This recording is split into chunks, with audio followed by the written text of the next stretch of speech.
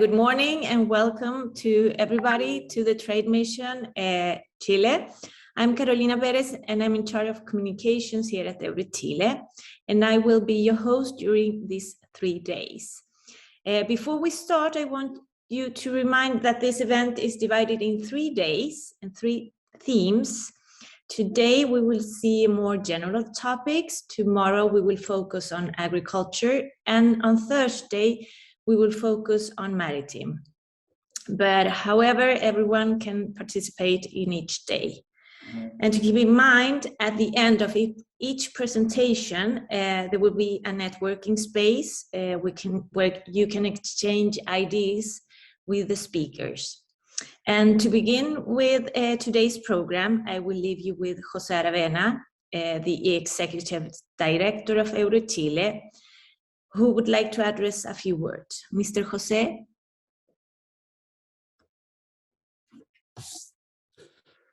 Good morning, everyone.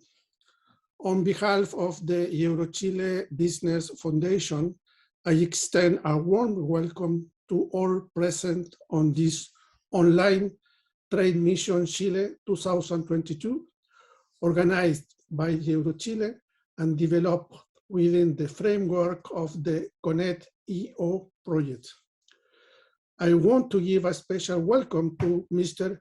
Ewart Sanker, Head of Cooperation of the EU Delegation in Chile, to Mrs. Sandra Cabrera, Project Officer of the ConnectEO project, to Mr. Luis Mesa, Head of the Regional Planning Department of the Regional Government of Santiago, to representatives of companies participating in the project coming from France, Germany, Estonia, Czech Republic, Luxembourg, the Netherlands, Italy, Ireland, and Spain, and the representative of the institutions member of the consortium in charge of this project, Paul Maire from France, and CTA Technological Corporation of Andalusia, Spain.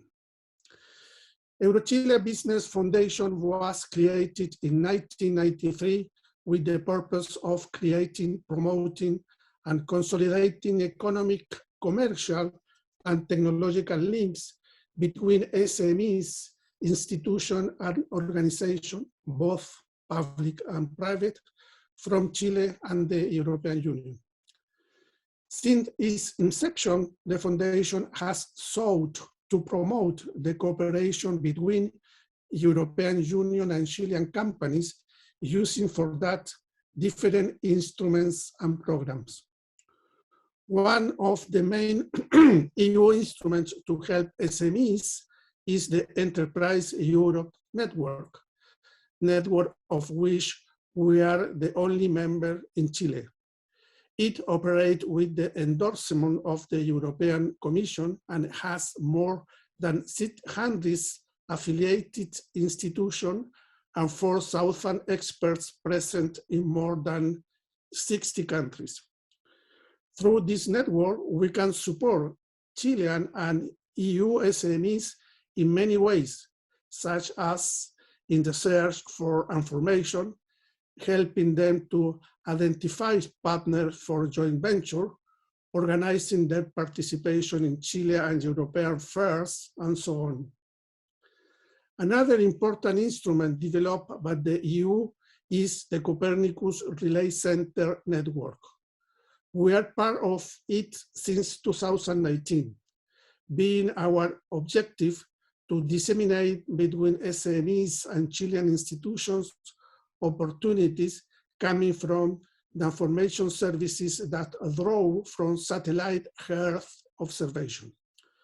We're very happy to be part of the ConnectEO project and to help this group of European companies working in the maritime and agriculture sectors to connect with Chile. Within the framework of the project, there are 19 participating companies whose objective is to generate a network, identify market opportunities, demonstrate their products and services, and to generate first contact for future alliances. The activity started in the beginning of May with the open of a platform for online B2B. This is a space created for helping companies to search for business opportunities, alliances, and to develop network between Chilean and European companies. To the date, we have more than 80 registered companies. To make the most of the platform, we have decided to keep it open until July 12th. So we encourage you to request meeting and connect with interesting stakeholders. The second activity inside this project is the one that brings us together today, the Trade Mission Chile, which will take place today, tomorrow, and next Thursday.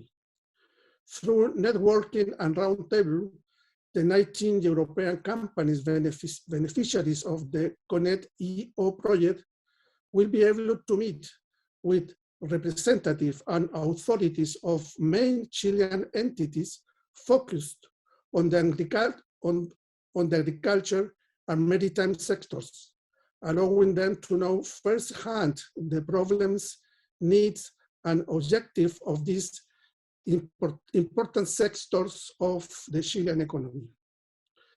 Additionally, the 19th June, we will carry out a webinar called Chilean Project National Space System, where we will have the opportunity to know in depth this initiative, which aim is to develop, promote, and disseminate space activities in Chile. I expect that all these activities will help to develop a fruitful field for a Chilean-EU cooperation in the domain of Earth observation, for the benefit of our companies and in favor of a more sustainable and fair development for our citizens. So I would like to wish you all good luck with your project and activity with Chile, and I hope you will enjoy this 3 days with interesting national speakers. Thank you very much. Thank you, Mr. Jose. We appreciate your words. And now I will leave you with Luis Mesa. He's the head of the regional planning of the regional government of Santiago. Luis is going to speak in Spanish, but we have interpretation. So if you look down at the bottom, you have interpretation, so you can choose between, for English, okay? Luis, the floor is yours, please. Sí, acá. Buenos días. Sí, disculpa, la traducción es simultánea, no sé cómo funciona. Sí, la traducción es simultánea, no te preocupes tú, mientras hablas, nuestra audiencia puede seleccionar la interpretación en inglés, así que va a ser todo simultáneo. Disculpa, Carolina, sí, Dime. una sola consulta, ¿yo también puedo hacer lo mismo? Porque no sé dónde se hace. Abajo tú tienes la opción interpretación y tienes el globo terráqueo. Ya, sí, ya lo encontré, no la había visto. Perfecto. Súper. Muy buenos días a todas y todos. Primero que todo, muchas gracias por la invitación. Voy a ser bien cortito en mi presentación, entendiendo de que y contarle un poco qué hacemos en el gobierno regional en estas temáticas. Ya, sí. Nosotros somos una institución pública que trabajamos aplicando la política pública directamente a las personas. Bajo ese paraguas, nosotros debemos tener un trato de la información territorial y utilizar tecnologías que nos ayuden a la toma de decisiones. Y ayuden a que hoy en día, con esta nueva gobernanza que tiene el país a través de los gobernadores regionales, ellos puedan poder entregar certezas a la población que anteriormente no la hacían, porque venían con una designación directa presidencial, los antiguos intendentes. Hoy en día es distinta la figura, los gobernadores son electos, por lo tanto necesitan entregar certezas. Para entregar certezas, nosotros tenemos que entregar lo mayor posible entregar la mejor gama de toma de decisiones, ¿ya? O las mejores opciones de toma de decisiones. Dicho esto, nosotros hemos avanzado muy lentamente en temas de tecnología, ¿ya?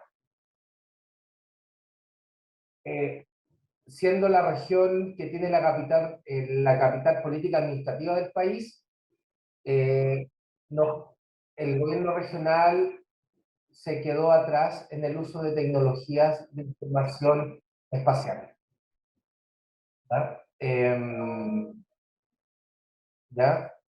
Hoy en día estamos recién empezando a armar, a estructurar una nueva forma del manejo de la información territorial y espacial. ¿Por qué razón? Porque hoy en día estamos en la búsqueda de buscar una visión, una planificación de la región, pero con una visión de largo plazo al 2050. No es solo la planificación urbana o planificación de la ciudad, sino que del contexto regional completo. Nos encontramos en un buen pie, ya que estamos actualizando nuestra estrategia de desarrollo regional, que es el instrumento rector para el desarrollo de la región. Y por lo tanto, con esta nueva mirada, nosotros estamos hoy en día actualizando nuestros nuevos sistemas de información espacial, para poder generar una mejor planificación del territorio. ¿Ya? Bueno, dicho esto, nosotros tenemos que mirar el vaso medio lleno. Tenemos una oportunidad.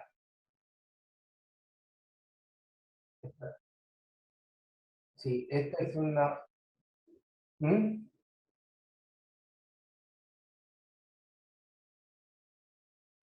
Perfecto. Dicho esto, nosotros estamos en un buen pie, en un nuevo pie, para un nuevo comienzo, para poder mejorar nuestra estructura como gobierno regional. Tenemos la oportunidad hoy en día que tenemos un poco más de autonomía, a diferencia de lo que era anteriormente, que nosotros dependíamos directamente del nivel central, directamente de presidencia. Hoy tenemos un poco de autonomía en la toma de decisiones. No toda la que quisiéramos, pero tenemos una mayor autonomía, una mayor forma de poder ver y cómo vamos a administrar nuestro territorio. Y para eso necesitamos tecnología, información y desarrollo. Dicho esto, le agradezco a todos y todas por haberme escuchado. A mí me dijeron, cuéntanos en qué pie estamos, y este es nuestro pie, ya desde el punto de vista de la planificación. Y le agradezco, creo que es una muy buena oportunidad y espero que tengamos una muy buena jornada. Muchas gracias por la invitación. Así que eso, que tengamos un buen día. Muchas gracias. Thank you, Luis, for your words. And now we will hear the greetings of Mr. Ewout Sandker, Head of Cooperation of the EU delegation here in Chile. Unfortunately, he couldn't be here with us, so he sent us a video with his greetings. Manu, ¿me puedes habilitar, por favor? Sí.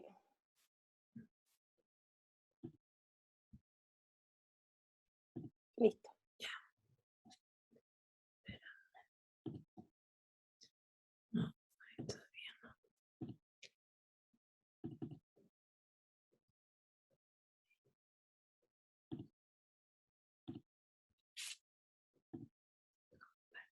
¿Se ve bien? Sí. Perfecto. Ladies and gentlemen, I'm very honored for the opportunity to be with you today. I'm glad to open this event, which will serve to build bridges between European and Chilean companies working on Earth observation in the maritime and agricultural sectors. This event is a unique opportunity to do networking, identify market opportunities, and generate future businesses and technology transfers in very important sectors of our economies. In the European Union, we welcome the fact that European and Chilean companies are looking for new opportunities in the field of Earth observation, in particular with Copernicus data. As you know, Copernicus is the most ambitious Earth observation program in history, designed to provide accurate, up-to-date, and easily accessible information to improve environmental management, understand and mitigate the effects of climate change, and ensure citizen security. A program set up, financed, and implemented by the European Union, which provides free access to data and images. You may also note that Copernicus has a data hub in Chile, which reduces download time in these latitudes.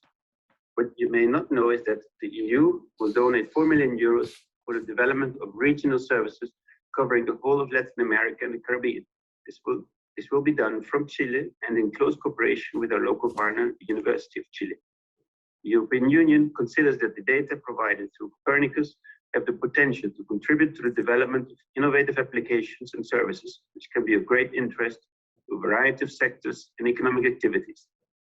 The EU, like Chile, considers that small and medium-sized enterprises play a crucial role in economic growth, job creation, and innovation.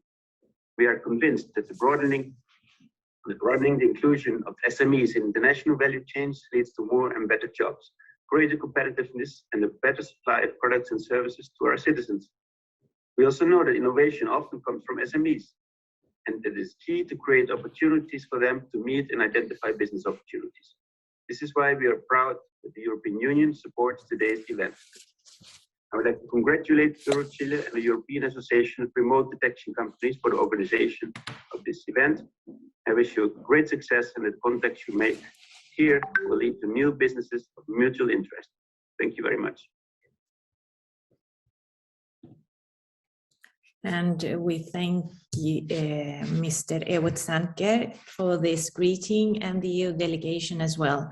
And now we will continue with the program today. Our next speakers will be Juan Pablo Garnica.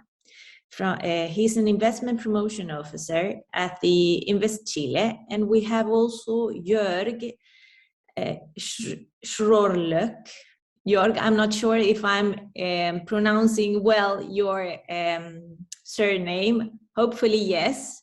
And he's the founder of and business manager of STC Sunbelt SpA.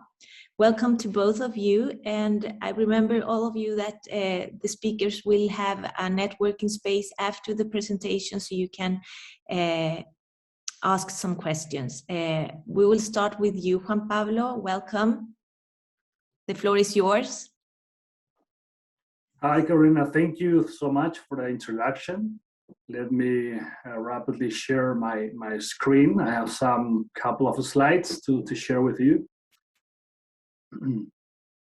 And please, if you can confirm that you can see my screen. Yes, we can. Okay, fantastic. So thank you again. Well, good morning to all of you in Chile. Good afternoon to all of you located in Europe. Thanks. I would like to thank for the invitation to all the entities responsible of this event. So thank you to the ConnectEO, thanks to the European Association of Remote Sensing Companies, and of course, thanks to EuroChile for this kind invitation. My name is Juan Pablo Garnica. I am part of Invest Chile, the investment promotion agency in Chile. And today I will talk about Chile as a destination for foreign direct investment. So first, I would like to talk a little bit about who we are. So Invest Chile is a government investment agency. We're part of the Ministry of Economy. And what we basically do is that we promote Chile as a foreign destination for foreign direct investment. We have a portfolio of projects of nearly $24 billion. Every year we support and advise more than 700 companies, foreign companies, with our strategic consultancy services that ranges from key information about the country up to supporting the companies in every stage of the investment cycle. Also, I would like to share with you some key information about Chile, some general statistics. So we do have a population of nearly 20 million inhabitants. We have a very dynamic economy in Latin America. Chile is considered by the World Bank and by the International Monetary Fund as a country with high income in Latin America. We have $26,500 per capita, GDP per capita, considered the second highest GDP per capita in Latin America, just after Panama. Our inflation rate was very well controlled in the last 10 years, not surpassing 3.1%. Of course, last year was a challenge for all of us because of the COVID situation, and our inflation rate jumped, surprisingly for us, to 7.2%. Currently, our central bank is working to reduce and trying to control again this inflation. We are a trade country. Our exports and imports are kind of well balanced. We are the major exporter of certain products like copper products, salmon, and fresh fruits. Chile has one of the highest sovereign credit ratings in Latin America. According to Standard & Poor's, Fitch, and Moody's, Chile is still a very stable country in the region. Also, I would like to share some of our international rankings, where Chile is highlighted, for example, as the most attractive country for foreign direct investment, according to the Global Opportunity Index. The number one in the region as the best business environment in Latin America, according to The Economist. Also considered the best country for doing business in Latin America, according to Forbes. Number one in economic freedom, according to the Heritage Foundation, and number one in global competitiveness, according to the World Economic Forum. And certainly any ranking, international ranking that you may see in terms of macroeconomics, business transparency, business environment, Chile will be the number one, or at least among the top 3 positions in Latin America. Now, some information about foreign direct investment. First, of course, for those who have not visited our country yet, Chile is this very, very long country and very narrow, located in South America. We have 4,000 kilometers of coastline. We are nested among the Pacific Ocean in the west and the Andes Range in the east. Chile is considered one of the most attractive destinations for foreign direct investment. In Latin America, we are the 3rd largest receptors of foreign investment, just after Brazil and Mexico. Every year, we are able to attract and support nearly $17 billion in foreign investment. This number represents 6% of our GDP. So it is very important for Chile, the foreign investment. That's why we have a dedicated agency like Invest Chile that supports foreign investors. Just last year, and even though we were challenged by the pandemic, we were able to attract nearly $16.7 billion in foreign investment.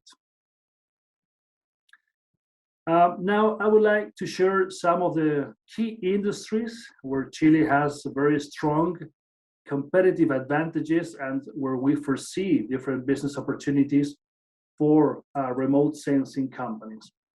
And these 4 areas and 4 industries are: first, mining, the mining industry; second, the green energy sector; third, the global services; and the food industry in the 4th place. So first, in terms of mining, Chile is a worldwide leader in mining. Mining is a strategic industry for Chile. It represents 10% of our GDP and represents 40% of our total exports. Chile is the #1 exporter of copper in the world, gathering 28% of the world's total production of copper. Also, Chile has the largest deposits of lithium, with 54% of the world lithium reserves. Lithium is a key component for the development of the electromobility industry. And some opportunities that we foresee for remote sensing companies in the mining sector are related to mapping geological features, monitoring mineral extraction, and measuring land statistics. We do have a portfolio of more than 100 exploration projects and mining prospects that are available for purchase, financing, or joint venture. In terms of green energy, well, the renewable energy sector is really dethroning its nemesis, the oil and gas sector. Right now, it is the world's top sector for foreign direct investment. And Chile is considered a natural laboratory for the energies of the future. Our country has been able to channel big investment inflows towards solar and wind energy projects, and more recently on green hydrogen projects. So the 4 key areas in green energy for Chile is first the solar energy, where the north of Chile has 4,000 hours of sunshine every year, and we have the highest solar radiation level in the world. Also, 75% of the Latin America solar installed capacity is located in Chile, with plenty of solar farms. Second, regarding eolic energy, Chile has optimal wind potential and operative wind farms across the regions of Antofagasta, Coquimbo, Biobío, Los Lagos, and Magallanes. We do have 32 gigawatts of wind potential and already an installed capacity of 1,300 megawatts. In terms of marine energy, as you may see in our map, our extensive coastline of over 4,000 kilometers provides a perfect condition to develop marine energy. And most recently, the green hydrogen, where Chile has been highlighted as the country with the lowest production cost of the green hydrogen, is also a great opportunity. Now, some opportunities that we foresee for remote sensing companies in the green energy sector are related to mapping and monitoring solar farms, mapping and monitoring wind energy, as well as forecasting and monitoring the ocean movement and drift. Currently, our Ministry of Energy is working on the new energy agenda 2022-2026 that will define the guidelines for the industry for the next 4 years. Regarding the global services industry, this industry is related to what we call the outsourcing and offshoring of processes. And Chile is considered a digital hub in Latin America and a mature nearshore location for IT and business processes. Some of our strengths in this industry are related first to the access to top digital talent. We have the third largest tech workforce in Latin America. Well, considered a LATAM brain hub by some consultancy firms, and the #1 country in Latin America regarding the IT maturity and best productivity in terms of IT usage. Also, Chile has become a data center hub in the region. Currently, we do have more than 20 data centers installed in our country, both from global cloud providers, anyone that you can think of, Google, Microsoft Azure, Huawei, Oracle, all of these big tech companies have 1, 2, or even 3 data centers installed in Chile. And also companies, collocators like Digital Realty, HConnect, or Scala have also their data centers installed in Chile. The cloud market in Latin America is growing very, very fast, very strongly, 25% year on year. And also Chile has a cloud-first policy. So all government entities, we work our processes and analytics in cloud. Chile also has a very good digital infrastructure. We do have 4 international submarine fiber optic cables that connect us to the world. We have 1 fiber optic cable dedicated to North America from the company Google.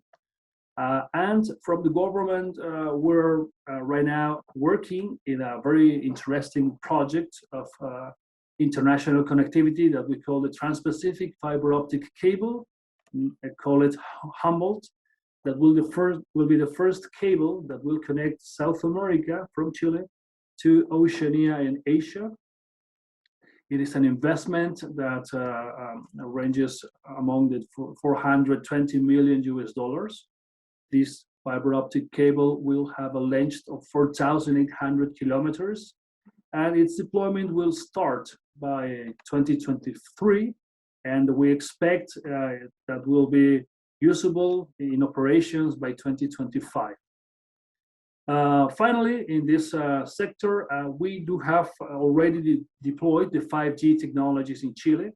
Last year, we had a successful bidding process of 4 bands. It is a 30-year concession, and we expect to reach the usage of 5G countrywide by the end of 2022. Finally, the food industry, where the climate diversity of Chile allows the country to produce healthy foods and ingredients. Chile is the largest exporter of salmon in the world, just after Norway, as well as a world-recognized exporter of fresh fruits and wine. So some of our strengths related to the food industry are first, our climate diversity. We do have from very hot and arid areas in the north of Chile to glaciers and alpine tundra in the south, including very highly fertile grounds in the Central Valley. The Central Valley is considered one of the 5 macro zones in the world that has Mediterranean-like climate. We do have a very strong sustainable agriculture with high levels of technical specialization, with advances in technology, biotechnology, and research. And also companies in the food industry make use of our strong and robust international networks of more than 30 free trade agreements with 65 economies that allows the companies to reach 88% of the global GDP with privileged tariff conditions. So, well, excuse me, Invest Chile, besides the consultancy services, also prepares different reports, ebooks, and guides and manuals to support foreign companies that are looking to set up their operations in our country. All of these reports and guides can be downloaded free of charge from our website, www.investchile.gov.cl. You can find there information about Chile's business environment, about the key industries for foreign direct investment. If you're thinking of setting up your operations in Chile, you can also check our documents on how to set up your company in Chile, how is the tax structure or the labor laws in our country. Again, Invest Chile is here to support you with all your business evaluations and prospects and potentially installing your operations in Chile. We do support you in every stage of your investment cycle, from the very early prospection, where we provide all the key information for your business plan, for macroeconomic statistics, industry statistics, to support you in your landing in Chile by connecting you with the whole ecosystem, both government or public sector and private sector. So I will leave you my contact details here in the presentation. If there's any question or anything that we can do to support your business operations, investment, prospection, please just contact me, and I'll be happy to support. Thank you, Carolina. I'll stop sharing right now. Thank you, Juan Pablo, for an interesting presentation. And hopefully you can accompany us right now, because later we will sure have questions. So now I'm going to give the floor to Jorg. He is a business owner of a European company settled in Chile, and who will tell us about his experience here. Jorg, please, the floor is yours. Thank you, Carolina. Good morning to everyone, and good afternoon to the European participants. You almost pronounced my last name right. I understand Chileans have problems with my last name, and I have problems to spell it every day here in Chile. You have made my day then. Yeah. So thanks for the invitation. EuroChile invited me to share my experience as a European. I'm from Germany, living in Chile since 10 years now, and to share my experiences, what it means to do business in Chile. I have a company which is called Sunbelt. We are focused on implementing solar systems since 2013. And to give you a background about my person, I've been working in Germany for many years for a multinational company focused on aluminum windows and curtain walls and solar systems at that point of time. I was sent to Spain as an expatriate for many years to develop the solar markets in Southwest Europe. And then I followed the solar market to the United States and Canada until I was sent to Chile. And 1 year after my arrival in Chile, I stopped working for that company and I started my own business, because I saw really interesting potential in the field of solar energy here in Chile. As my previous speaker mentioned, Chile is very attractive, one of the most attractive markets worldwide for the development of renewable energy. 2013, it was not yet the case. It was really early, looking way behind, because there was no feed-in tariff in place as we know it from Europe. So it's based on natural market demand. But today it has really become one of the most emerging markets. So I will share my presentation of the company to show some success cases and the philosophy of our company. 1 second.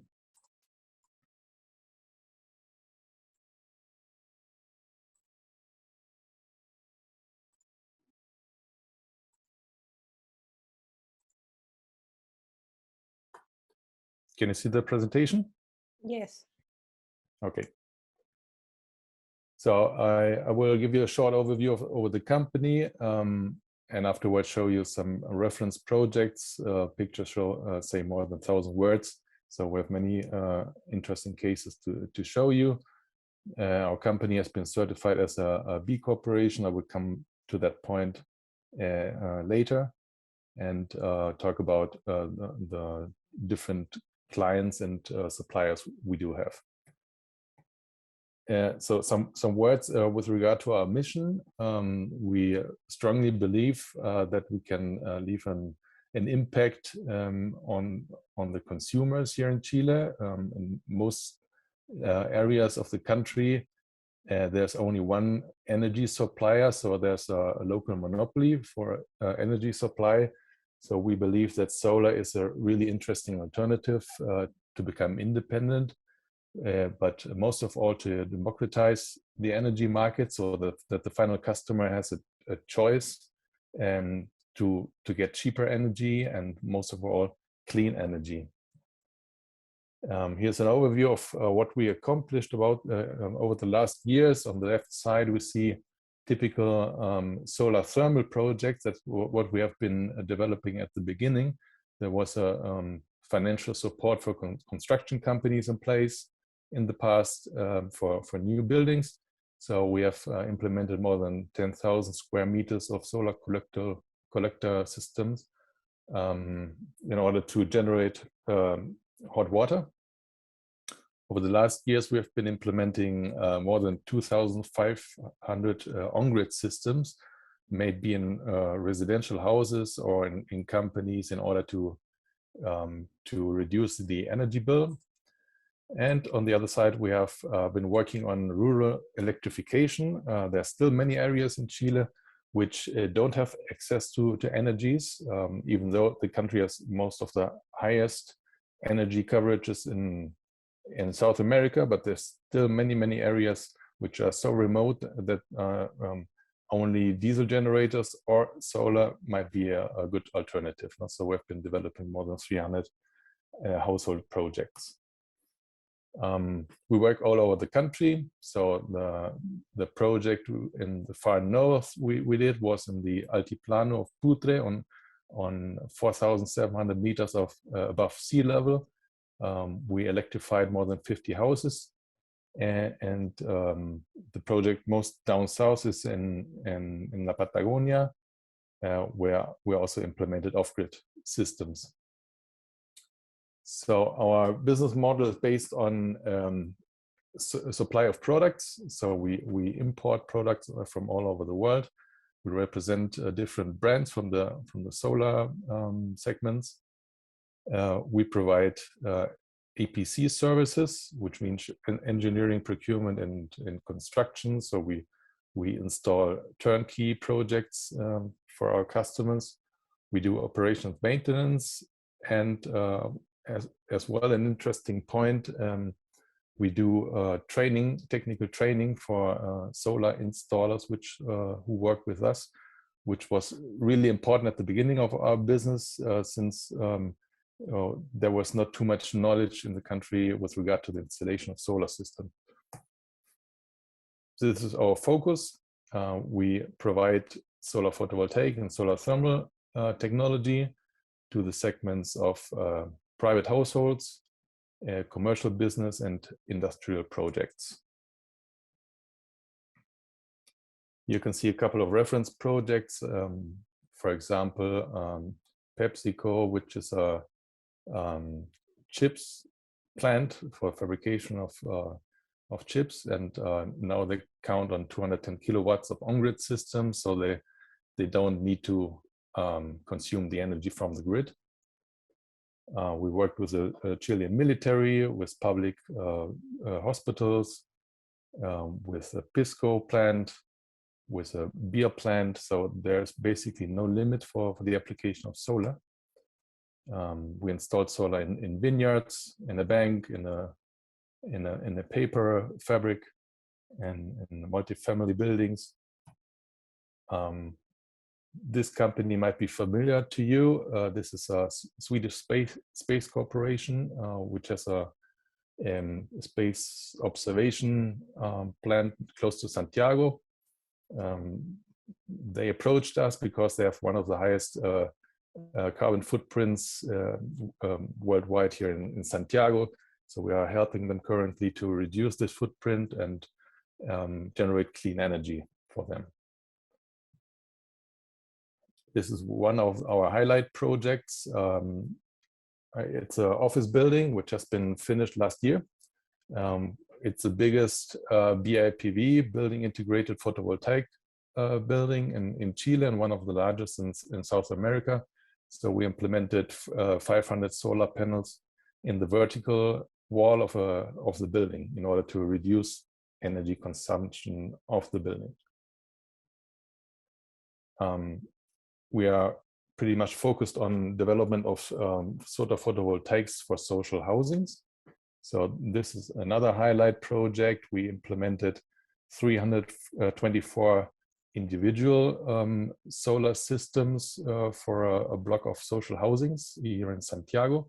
So each household has the opportunity to bring their energy bill up to zero, depending on how much energy they consume. This is another project of social housings. So, and this is what we learned over the last year, that the solar market is pretty different to what we have seen in Europe or the United States, where solar or energy consumption is relatively high as opposed to the average here in Chile, which is around 2,500 kilowatt hour per household per year. So we needed to adapt somehow our business model to what is needed in Chile, which is on the one hand relatively small solar systems, which could be starting from 500 watts to 750 watts for social housings, up to 3 to 7 kilowatts of solar systems for private households. So we started working with micro inverters in order to make it possible to work with these small power classes. And on the other side, we started to offer off-grid systems, since, as I mentioned initially, there are many households which don't have access to energy. So we started developing our own off-grid systems, which work pretty well from the northern part of Chile to the southern part. And there have been many success cases. For example, on the left side, on the bottom, on the top, we have been installing 90 households with off-grid systems in a small village in the northern part of Chile.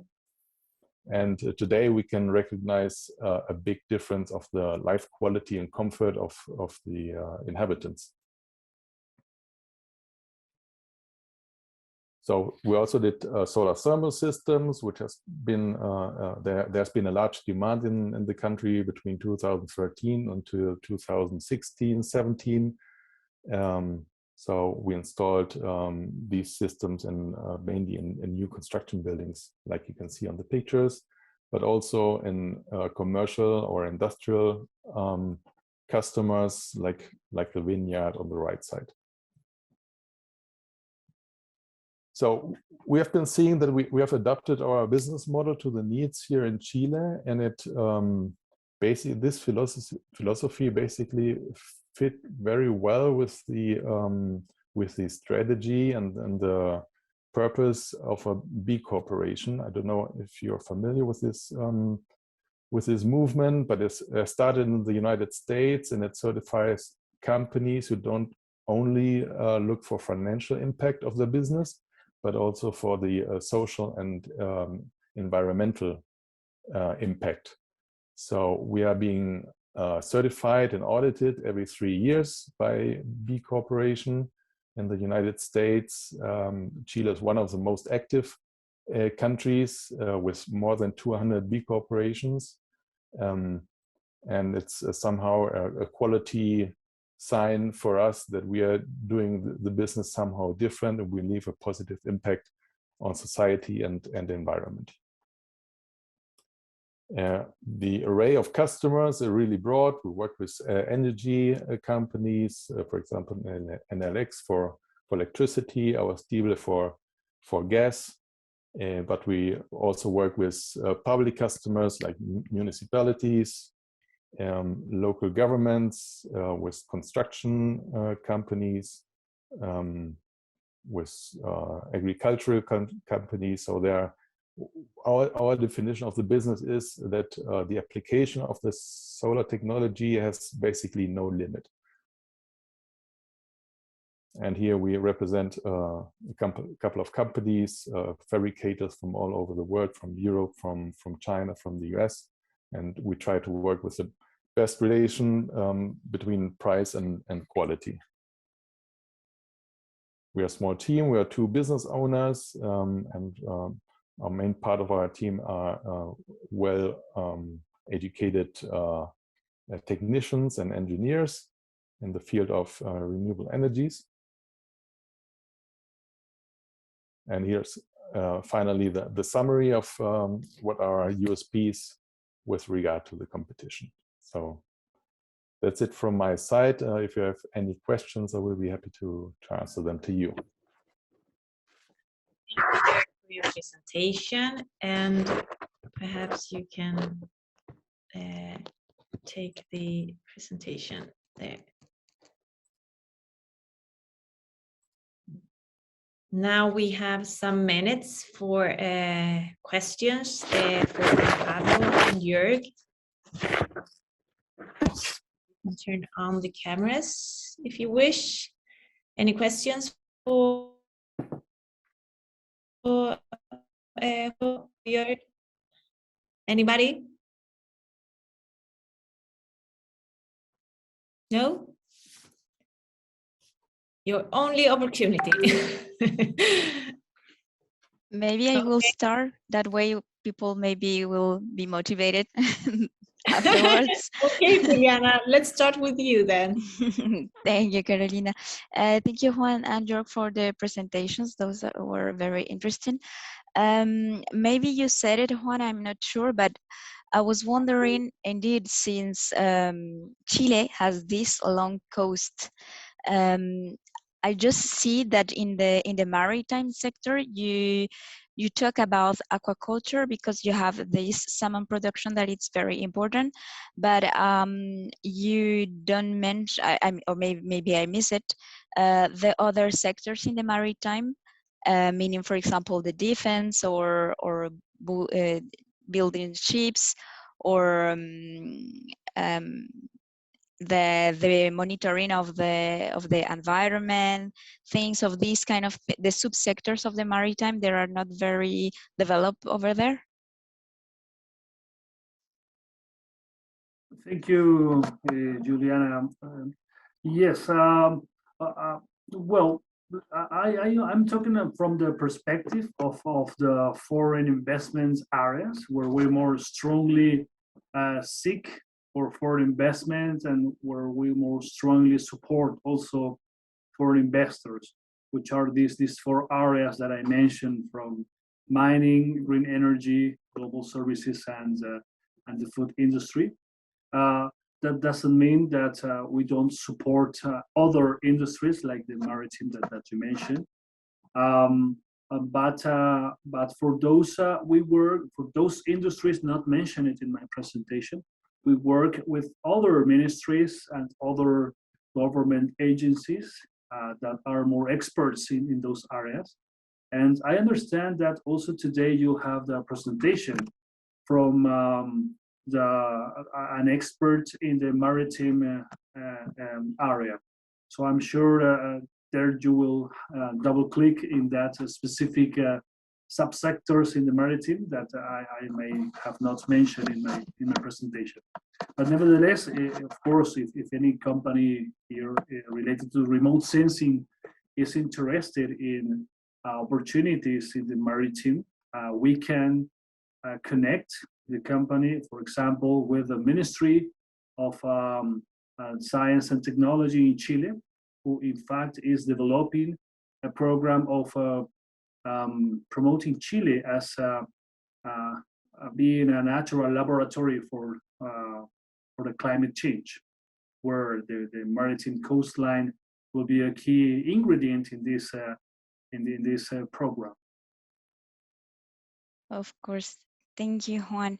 And for Jorg, what would you say is the most remarkable difference between doing business with Europeans and doing business with Chileans? Some cultural business that are there, some tips for our European companies? Yeah, that might be quite subjective, but well, I think that's it's a cultural thing.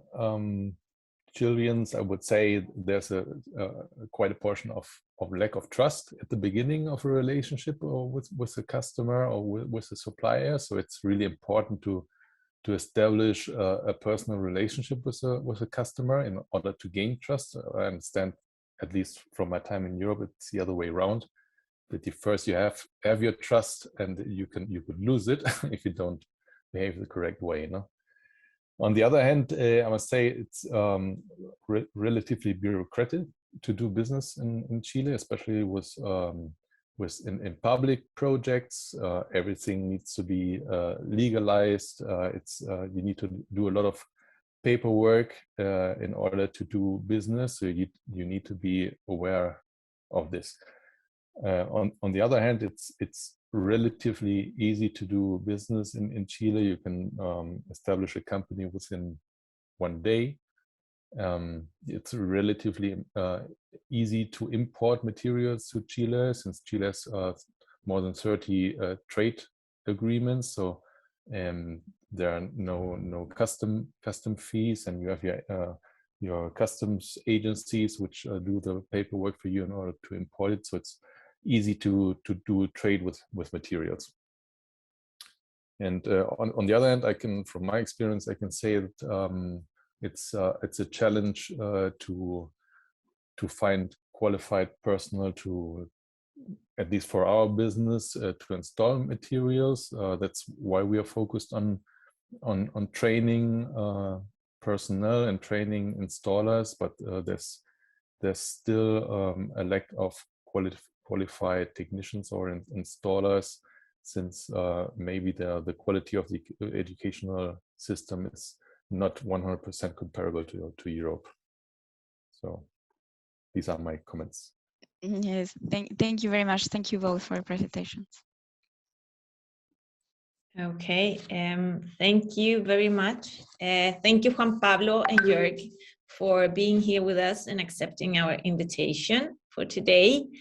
And we are going to our next module now. We're going to talk about market trends in the maritime and agri-food sector. And we have our next speaker here with us. He's Rafael Sabat, and he's the fintech expert from ProChile. Rafael, the floor is yours, please. Yes. Do you hear me? Yes, we can hear you. Okay. Thank you very much. My name is Rafael Sabat. I'm a board member of Chile, also my house. So very nice to talk to you from this cold morning in Santiago. We have 3 degrees here, so we have a very wide range of centigrades between Chile and Europe at the moment. I just would like to give an insight on Chile's export on services. As you know, Chile and the European Union has a long history of trade in goods and services. We have a free trade agreement that was concluded almost 20 years ago. Next year, 2023, we will celebrate 20 years of our free trade agreement, because entered into force in February 2003. And this is very interesting, because this free trade agreement also included an agreement on wine, which has been very important for our trades in this sector, but also in services. At the moment, Chile and the European Union are negotiating to modernize, to make this agreement up to date, the trade part of the existing EU-Chile Association Agreement. So both parts need to want to continue this relevant trade and investment relationship between the European Union and Chile. Coming back to the services sector, experts are saying at the moment that the future of Chile international trade is in services. We have for instance, in the OECD Trade Restrictiveness Index, the third place in openness in this sector. And our services are, our trading services in the world are based on the success story we have with this. At the moment, we have, by the way, 31, I believe, 31 free trade agreements. And our trading services is based to start with in natural resources. Very interesting, the presentation of Jorg. I would just mention his first name. And also Juan from Invest Chile, of course, because it gives a context of the words I'm mentioning at the moment. We, as I mentioned, we base our trading services first in the sectors where we were strong, say connected to natural resources, for instance, forestry, fishing, agribusiness. I mentioned the wine agreement with the European Union. Chile is at the moment the fourth exporter of the world in wine, with $2 billion US. But we have exports in services in a variety of areas like video games, information technology, architecture, engineering, education, fintech, retail, biotechnology, health tech also, and our exporting services in 2021 got the amount of $1 billion US. Our main partner in services is the United States. My area of expertise, fintech, has very interesting companies that are getting to the status of unicorn. Like, for instance, I will mention Zeppelin, Migrante, Fintual, Global 66, Compara Online, Cumplo, Buda.com. But since most of the people here are connected to agribusiness, I would like to mention NotCo.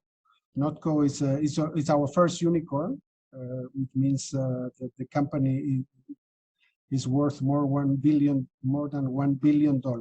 NotCo is a food tech company that produces plant-based meat and dairy substitutes. It uses artificial intelligence to make plant-based food and looks, smell and function and taste the same as animal-based.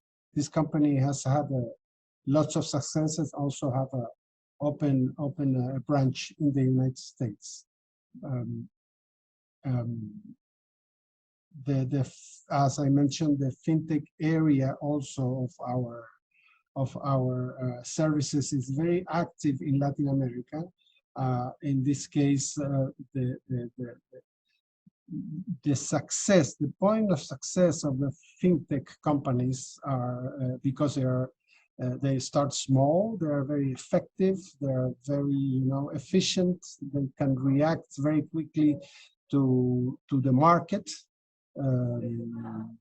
So we are very happy with the development of these companies in Latin America at the moment, and looking at Europe also with very interesting. I would like to close my words with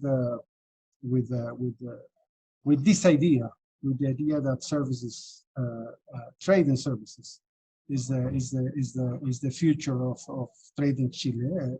For instance, the Jorg, for instance, talked about his company Sunbelt, but there are a variety of companies in this sector of renewable energies that are also doing business in services, helping companies in Latin America to start businesses in renewable energies as well. So these are my words, and very happy, and I wish you the best of luck in this trade mission, online trade mission that was organized by Chile, of course. Thank you very much. Thank you, Rafael, for sharing the information with us. And we have a few minutes for questions for Rafael. If anyone, any questions? No? Otherwise, we can continue with the program. Thank you, Rafael, for being here with us today. And now in our next module, we will see some more technical topics, how to access information. And for this, we have invited Pedro Muñoz, Head of Training, Strategic Production and Development Management at CIREN. Pedro is here with us. Pedro, the floor is yours. Hola, ¿me oyes? Sí, ¿tú vas a hablar en español? Sí, español, y voy a presentar. Okay, Pedro is okay.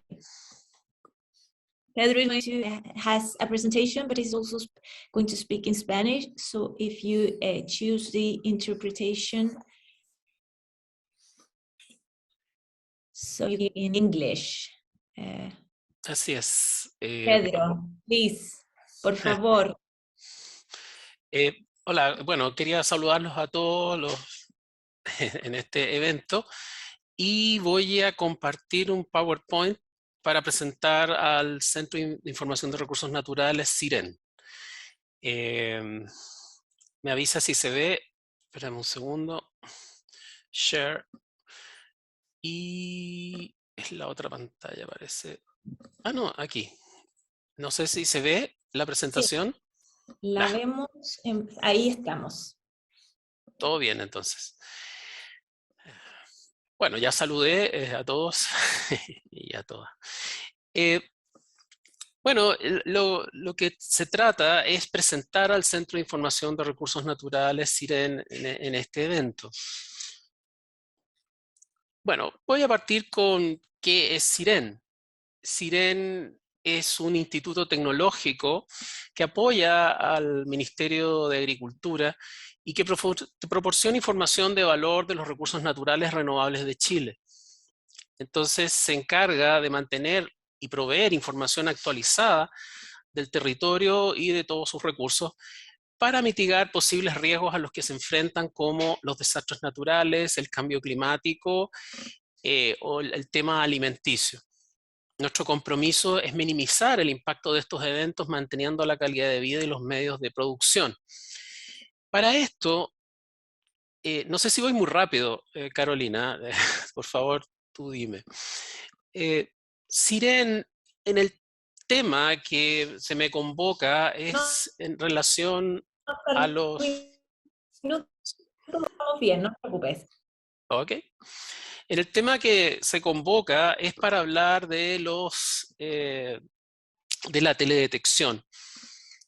Entonces, el CIREN desarrolla y mantiene proyectos que requiere el Ministerio de Agricultura para la toma de decisiones de los distintos organismos del Ministerio de Agricultura. Entonces, en los temas de teledetección, que quiero irme puntualmente a ese tema, CIREN en los proyectos utiliza la teledetección desde el año 1978.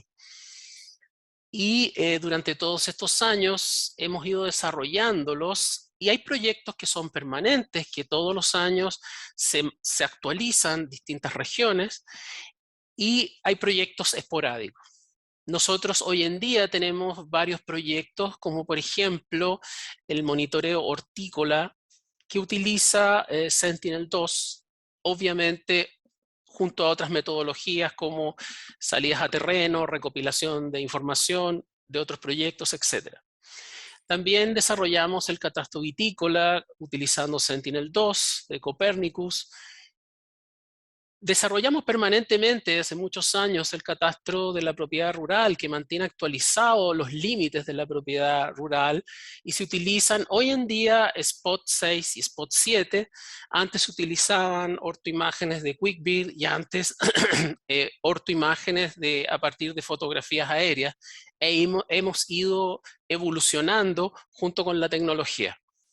Entonces, también nos tocó hacer un monitoreo de salares. Yo lo menciono aquí porque tuvo mucha teledetección ese proyecto, hacemos muchos más, pero ahí trabajamos con el satélite Rapid Eye de la constelación Planet, con Landsat 8, y también adquirimos un modelo digital de elevación a partir de imágenes radar, que nos permitió tener este modelo con una sensibilidad mayor a lo estándar.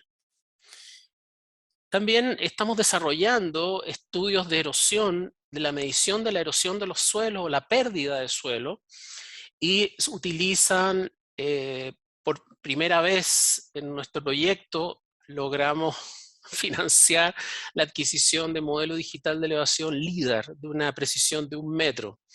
Y eso nos permite en alta resolución medir la pérdida de los suelos de Chile. También utilizamos mucho el Sentinel-2, el satélite gratuito.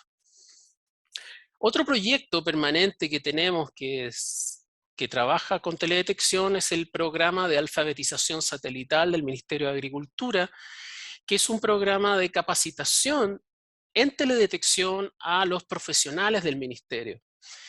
Y esto es porque estos profesionales no tuvieron en sus carreras universitarias la capacitación en teledetección porque no estaba desarrollada.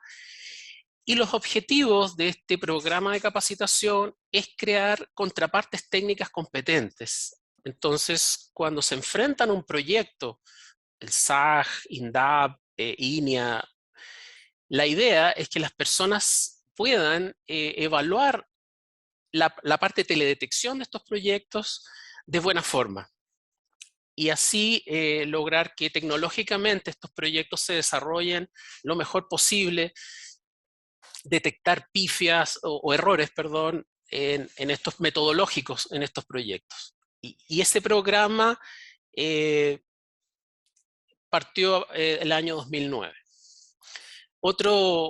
Otro proyecto que se está haciendo es la determinación de estándares del coeficiente de cultivo mediante índices espectrales para cultivos en el río Maipo. Y ahí se está trabajando con Landsat 8 y Landsat 9.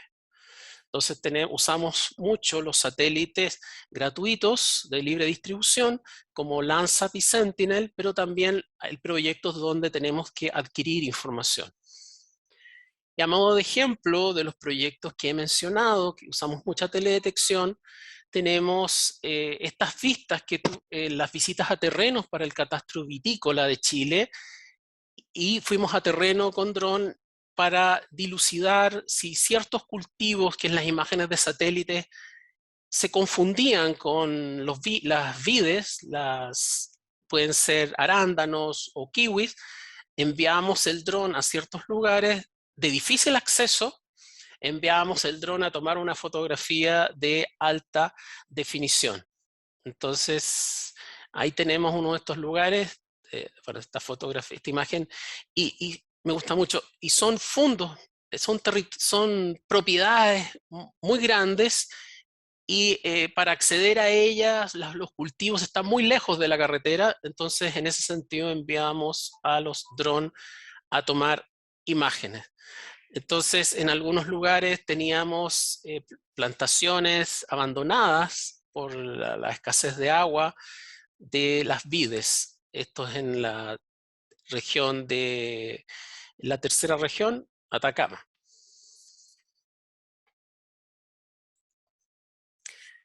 Les mencionaba el proyecto de la propiedad rural, mantener actualizado las subdivisiones que el Servicio de Impuestos Internos realiza y plasmarla en una imagen ortorrectificada es un proyecto permanente del CIREN y es muy requerido por los sectores productivos, por las empresas que tienen que expropiar terrenos para hacer tendidos o ductos, entre otros trabajos. Requiere la división administrativa asociada a un rol, al dueño, en una base de datos. Y esto se mantiene actualizado a través del tiempo en un convenio con el Servicio de Impuestos Internos. En el proyecto Erosión, solo un ejemplo, la isla de Chiloé, la isla grande de Chiloé, estamos adquiriendo para poder medir la pérdida de los suelos y hacer los modelos hidrológicos por cuenca. Se requiere el modelo digital de elevación. Entonces, el modelo digital de elevación que se ve en pantalla, que es la topografía en forma matemática, es el modelo gratuito a los Pulsar, que lo utilizamos para proyectos, pero cuando la escala tiene que mejorar, tratamos de adquirir otros modelos digitales de elevación que presenten mayores detalles en la topografía. Y en este caso es un ejemplo de un DEM obtenido con imágenes satelitales ópticas. Y eso se está comprando, adquiriendo a un proveedor para poder hacer mejores análisis que los que se hicieron en el proyecto de erosión de hace 12 años atrás. Les comentaba sobre nuestro programa de capacitación. Estamos muy orgullosos de este programa. Y ya tenemos a unos 1.600 profesionales capacitados. Este programa vino a completar un vacío en el tema de la capacitación en teledetección, porque las universidades tienen su nicho con los profesionales jóvenes, el pregrado, el posgrado. Y todos los profesionales que están fuera de ese ámbito no tenían, por lo menos en el Ministerio de Agricultura, acceso a conocer esta nueva tecnología y a entender cómo funciona.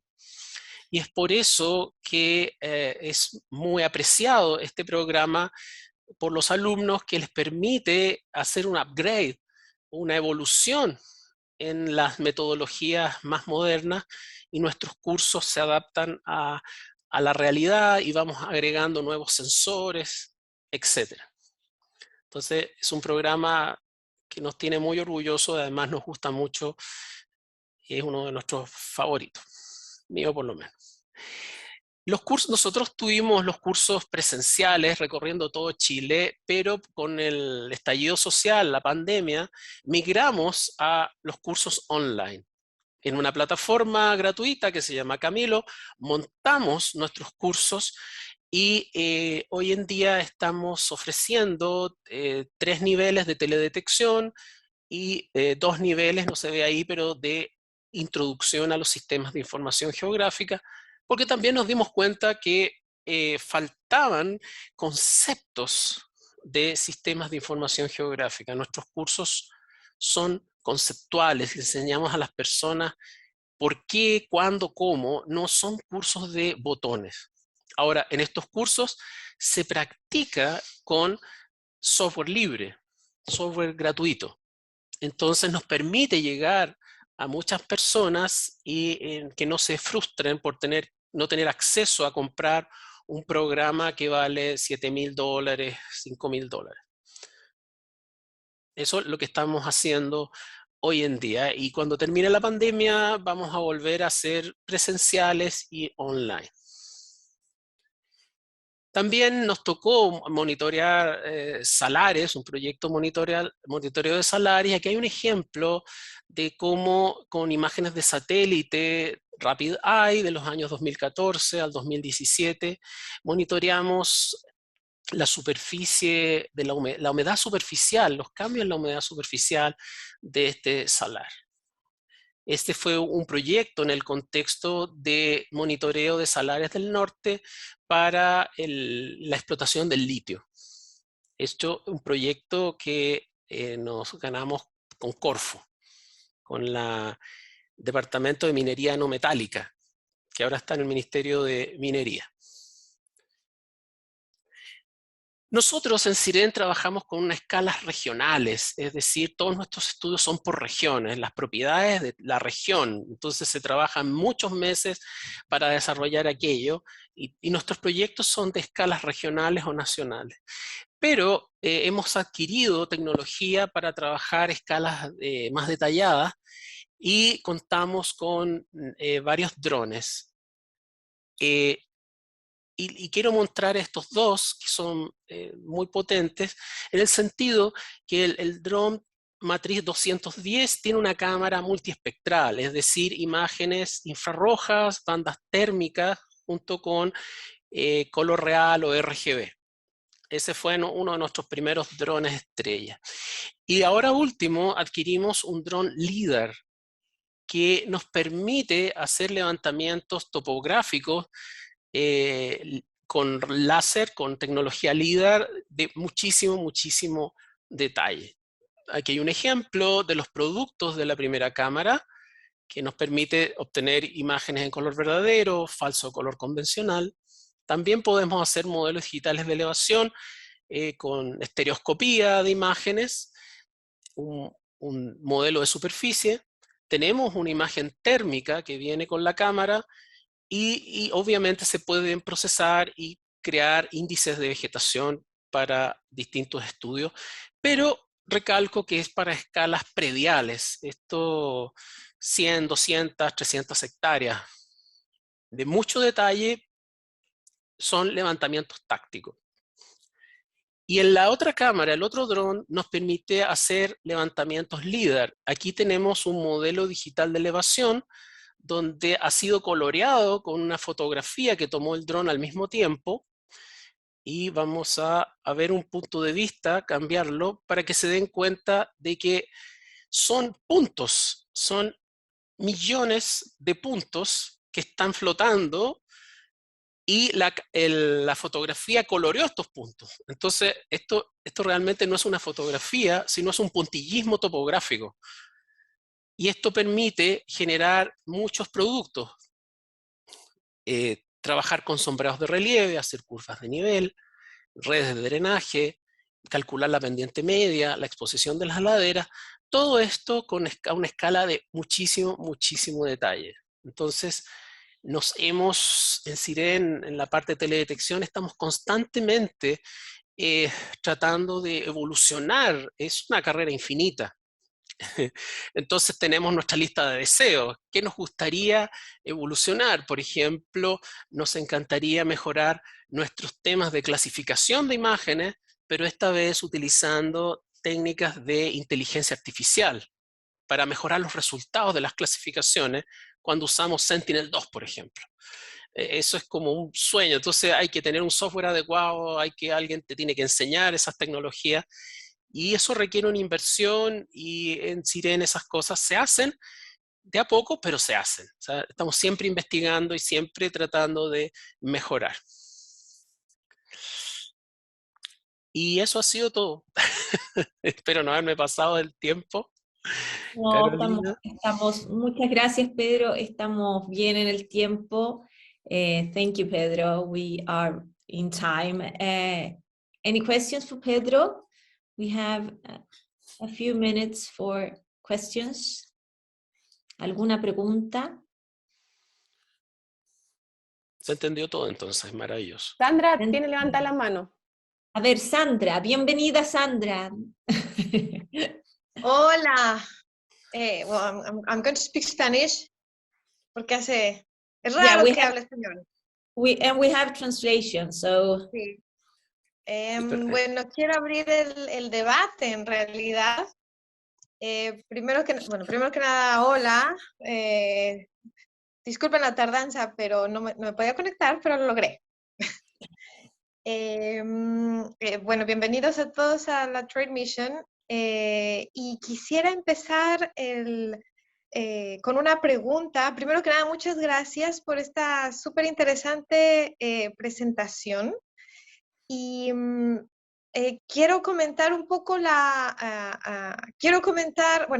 compartir este comentario al CIREN, porque varias de nuestras empresas han mostrado interés en esta institución, y mi pregunta es si están abiertos a una colaboración con la empresa privada, en especial con estas empresas europeas, ya que a grandes rasgos algunas proveen tanto imágenes satelitales, otras proveen imágenes de drones y otras proveen aplicaciones en materia de agricultura y marítimo.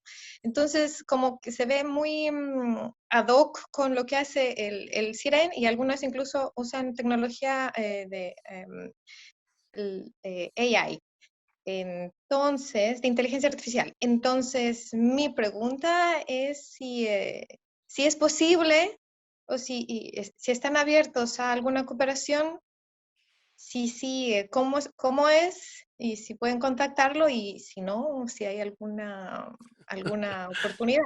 Y de ahí invitaría a todas nuestras SMIs a que empiecen a hablar con usted. Gracias.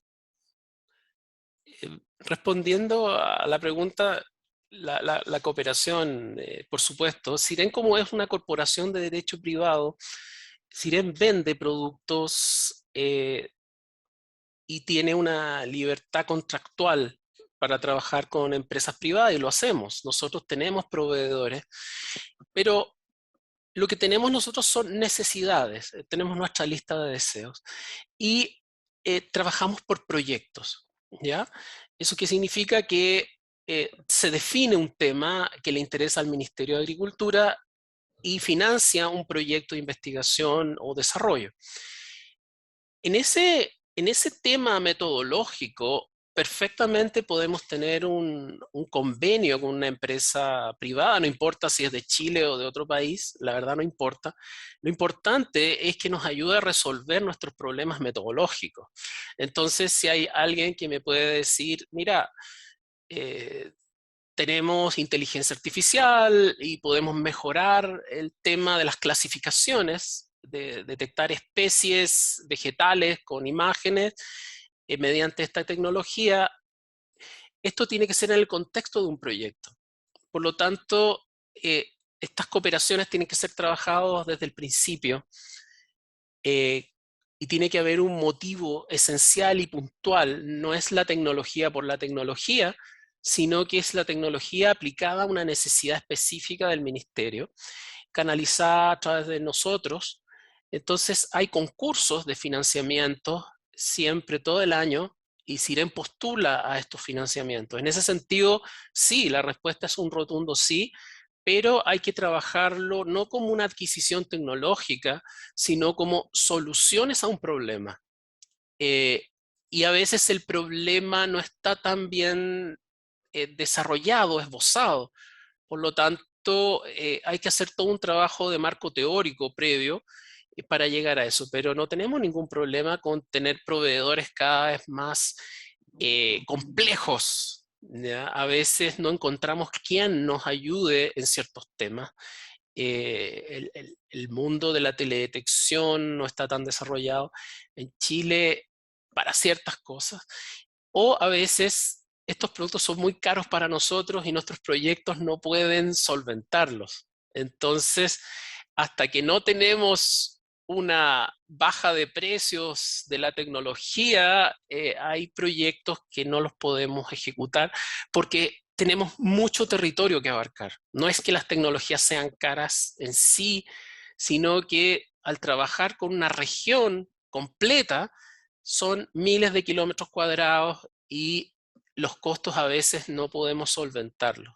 Entonces, esos son nuestros problemas y por supuesto que nos encanta trabajar y aprender de consultores. Incluso para asesorías metodológicas también podemos adquirir ese tipo de servicio.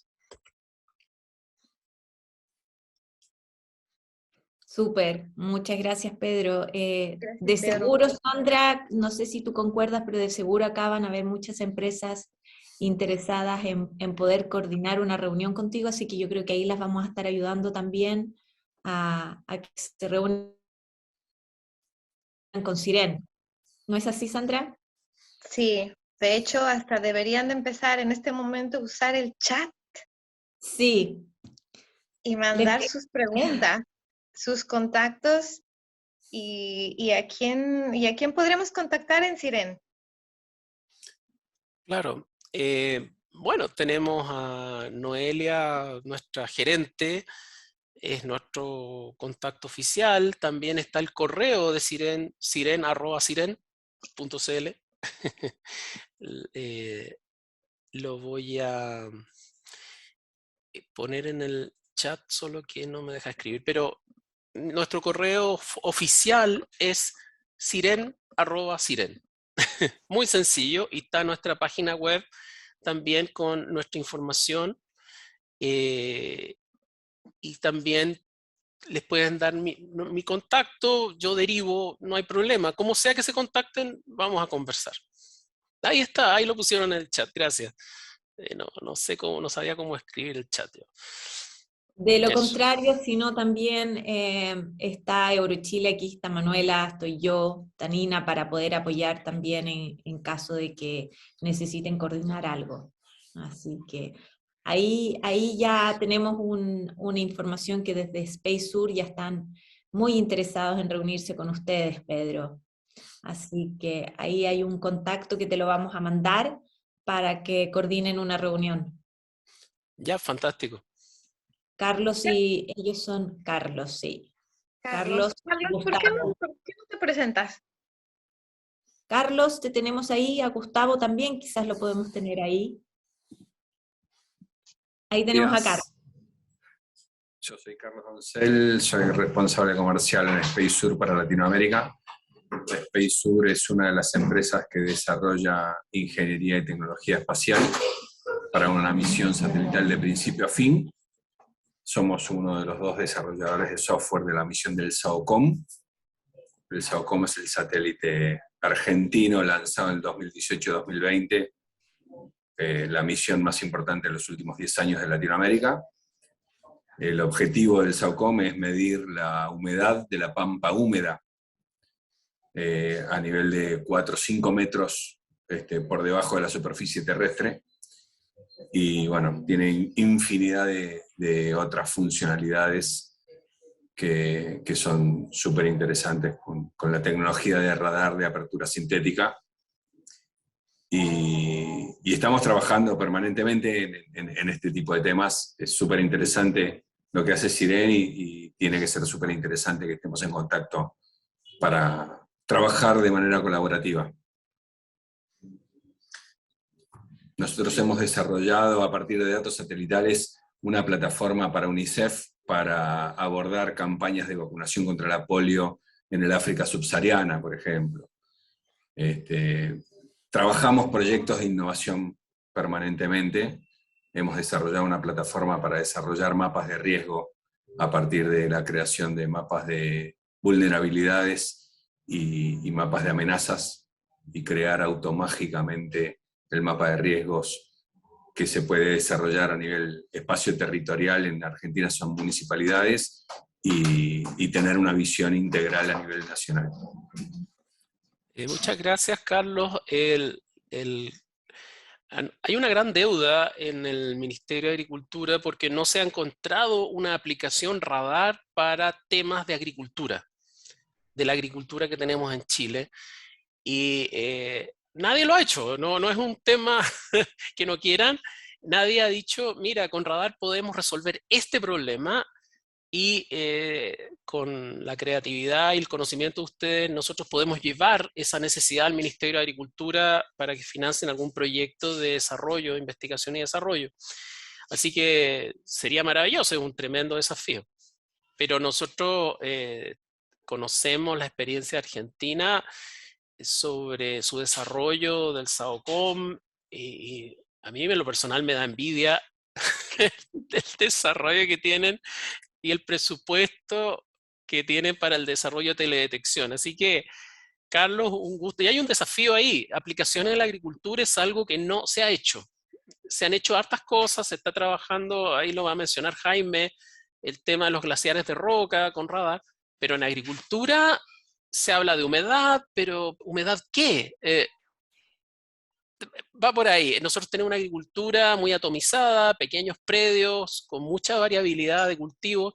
Entonces no es como la realidad argentina, que son grandes extensiones, que me imagino debe ser un poco más sencillo diagnosticar con radar. Así que ahí dejo lanzado el guante y hay un desafío, Carlos, y me encantaría que pudiéramos conversar al respecto.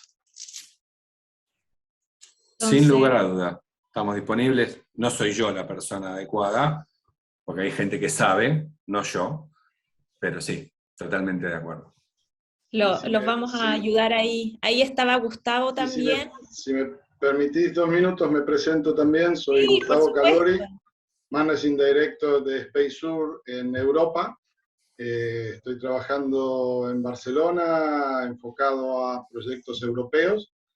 Y acompañando a mi colega Carlos, lo que se ha estado haciendo con el algoritmo del desarrollo de humedad de la tierra realmente tiene un alcance muy amplio y creemos que hay un aporte muy grande.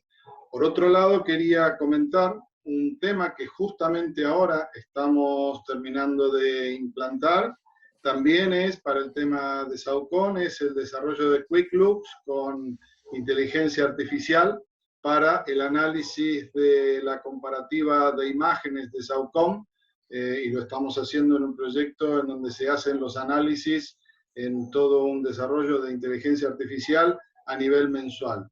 Eso es algo que Pedro habías comentado, que también les interesaba bastante, entonces también podemos hablar de ese proyecto. Eso es toda una plataforma que se desarrolló aquí en España y en conjunto con las soluciones de humedad de la tierra, creo que son 2 áreas las cuales podemos abordar y empezar a comentar y generar un diálogo. Creo que eso es positivo, ¿no? Así es. Entonces los vamos ahí a ayudar a coordinar la reunión ahí entre SpaceSur y CIREN. Y bueno, Vale. if anyone, perhaps podemos volver pronto a hablar en inglés. Pedro, agradezco tu presentación, agradezco que hayas podido estar aquí con nosotros. Y ahora te tengo que despedir porque tenemos que seguir con el programa, estamos con los tiempos justos, así que muchas gracias y vamos a estar contactándote para poder coordinar esas reuniones entonces. Un gusto. Gracias. Okay, so we will continue with the program. Thank you, Pedro. And for the next speaker, we have Jaime Ortega. He's full professor and manager of international projects at the University of Chile, and he's going to talk with us about the Sentinel in Chile. Jaime, you're here with us. Good Hola, morning. Jaime. Hola, ¿qué tal? Gracias por la invitación. ¿Vas a hablar en Are you going to speak in English? I will speak in English. Okay, the floor is yours then. I'm going to share a presentation. Give me a second, please. Give me a second, please. It's quite complicated to manage two screens. Okay.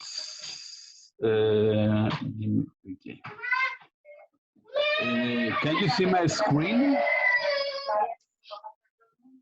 Can you see my screen? Sí, yes. Yes, we can. Sorry, I'm at home. This is the price of work at home. Okay, I will talk about a few about Copernicus in Chile. I'm Jaime Ortega, I'm a professor at the University of Chile. And also, I am a researcher of the Center for Mathematical Modeling in the University of Chile. What is the Center for Mathematical Modeling? It's a research center founded around 2000. It's an excellent center, and also it's part of CNRS, the Centre National de Recherche Scientifique.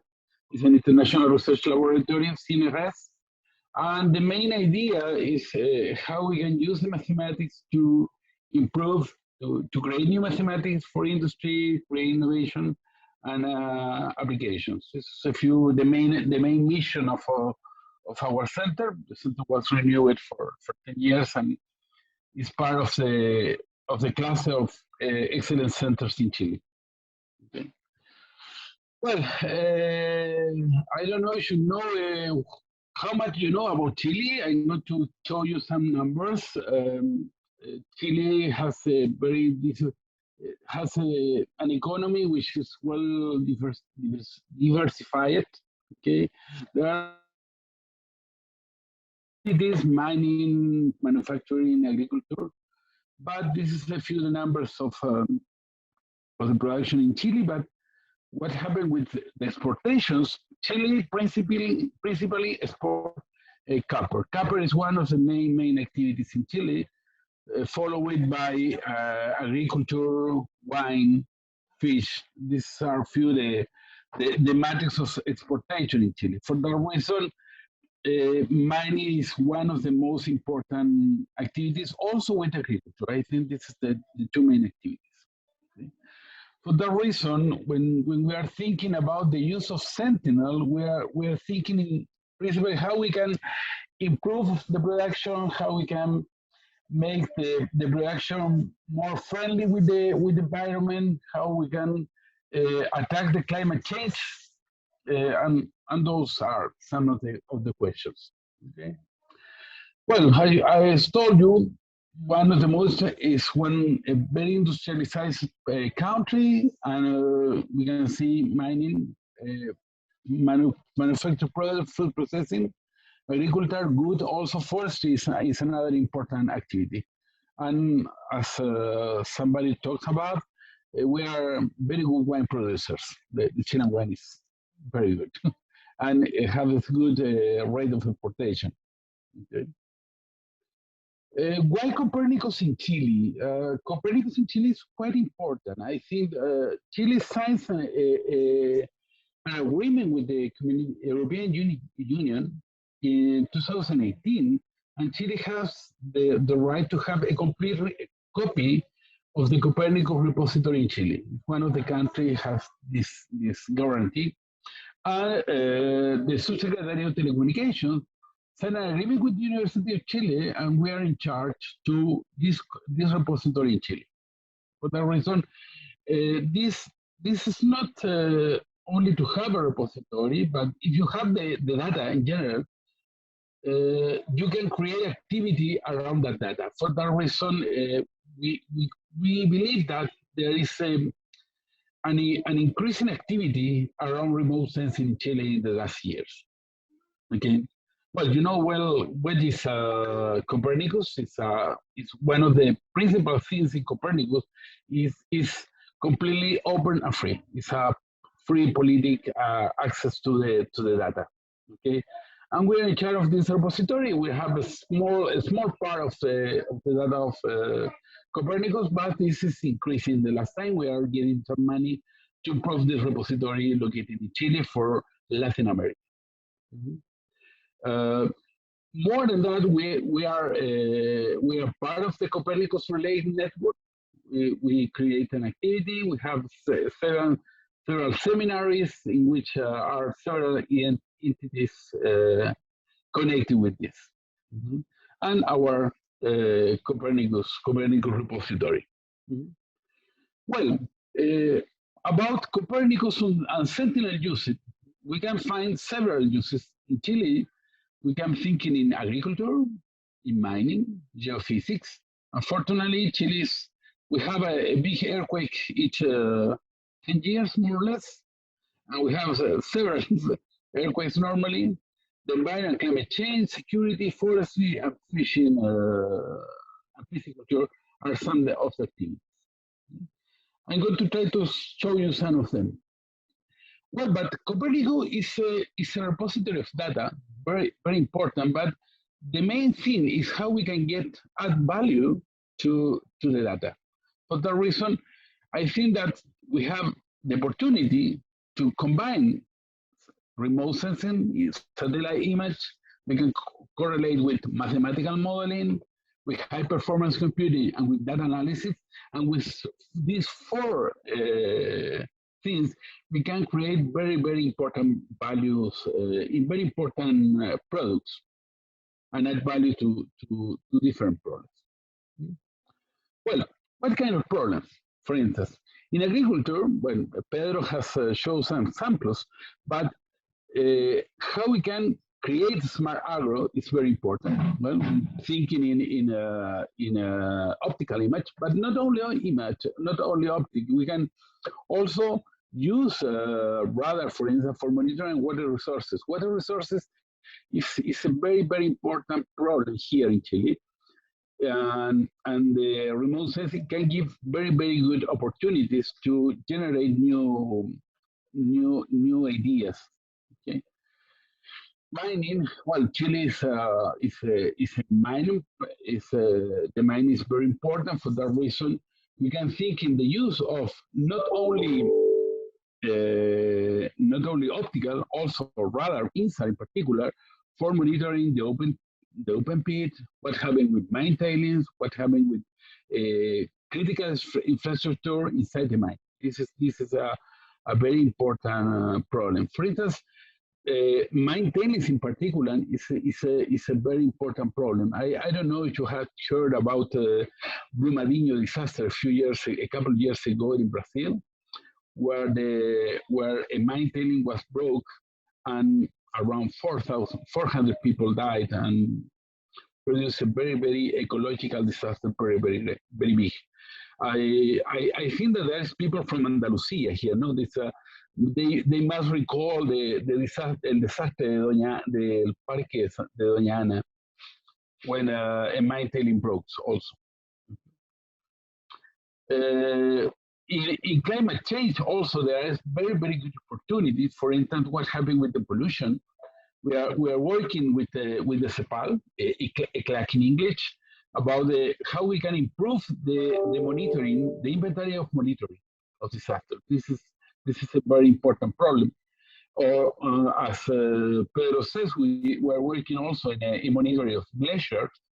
Now, in particular, the rock glacier is important problem, and also we are starting with a project with the people of Argentina, with the use of Salcom for study the peatlands. The peatlands is a very important structure. In Spanish, it's turberas and humedales. In fishing and pisciculture, well, there is another interesting problem. What happened with algal bloom? What happened with the quality of water? This is a very important application using Sentinel, but also not only another interesting activity in Chile is a salmon, the production of salmon, and for that reason, how we can control and monitoring the production of salmon is very important. There are people using Sentinel-1 with polarimetry to analyze and monitoring what happened with the fish farms. In forestry is another important activity in Chile, and for that reason, the forest fires is a big problem. I know that in Europe there is a service of Copernicus for forest fires, but in Chile it's a problem to study more in these times where we have the consequences of climate change, and forest mapping also what happened with this. And finally, another important activity is the energy, where we can produce energy, how much energy we can produce, which kind, wind, solar, or geothermal, and in the last time, hydrogen. The green hydrogen is an important thing. For that reason, these are some of the possible use of Sentinel image.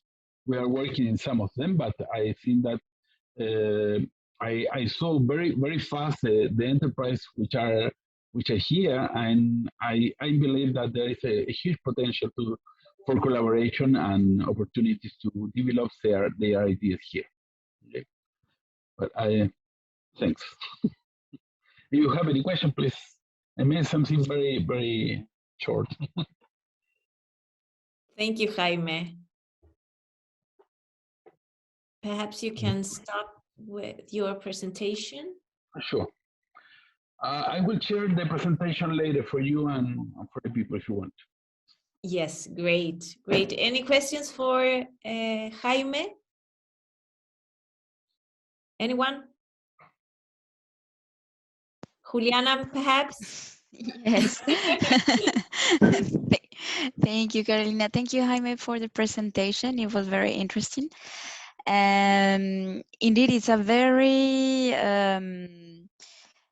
interesting alliance that you are done there with the University of Chile and the European Commission and the CIREN and all of these people working together to develop these technologies. I think that's a very great idea.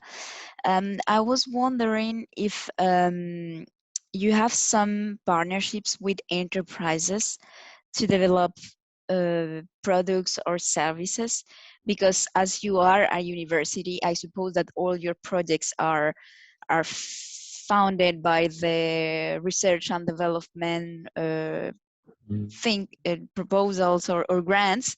So I don't know if maybe enterprises could join you in some partnerships or something like that. Well, these excellence centers has a particularity. Okay? We are forced to create projects, not only papers, not only scientific papers. For that reason, if you want $1 from the government, you can pick up $1 for the private entities. For that reason, the alliance are needed. We are working with enterprises now. I work mainly in mining. I work with several mine companies, Codelco, BHP, and other ones, Caserones, and the others. And we are working with the government also, with the public services, to create services for public services. And we need to work with the private companies. This is one of the missions. It's not only a wish, we need it. And we are very open. More than that, this is in general, the excellence centers are focused to create innovation, not only research. We need to create TRL more than 7. Ah, nice, perfect. Okay, so I suppose that enterprises that wants to look for partnerships with you needs only contact you, and then because I suppose they found to look for public or private funding, that will be the next step. I suppose that the first step is just to contact you and try to talk about the subject, and then you look for the. Sure, I contact them not only with CMM. In our faculty, we have several excellence centers. We have the AMTC, the Advanced Mining Technology Center also. We have the Center for Geothermia.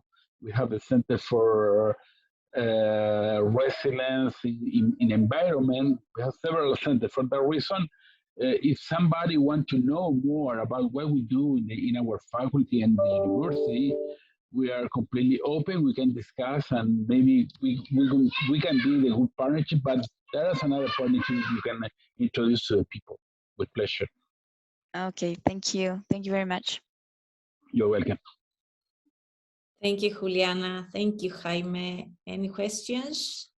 Otherwise, we can continue with the final part of this program of today.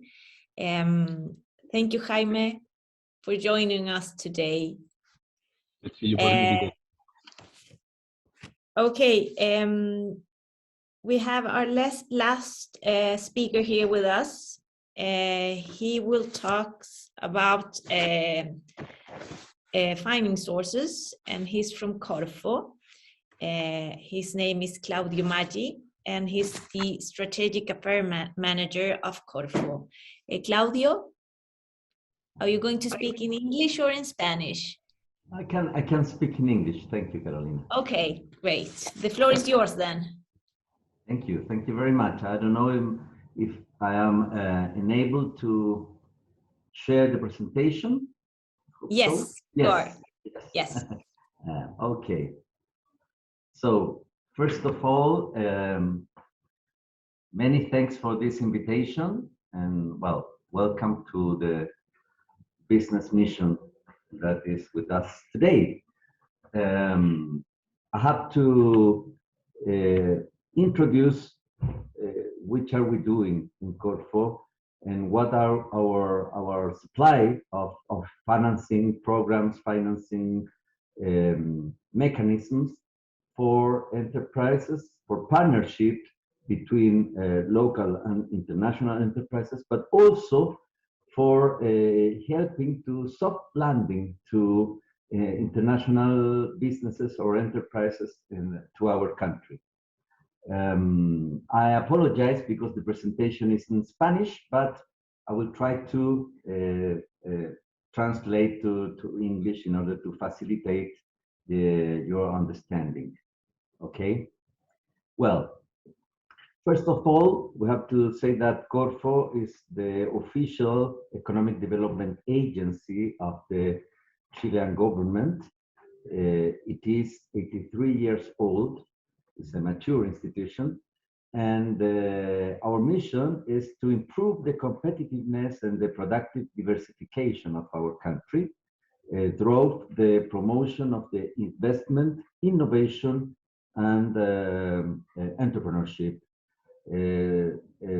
For strengthening also human capital, technological capabilities in order to reach sustainable development and balanced, territorially balanced development also. For this period, 2022 to 2026, the current administration had prioritized three main pillars for our action.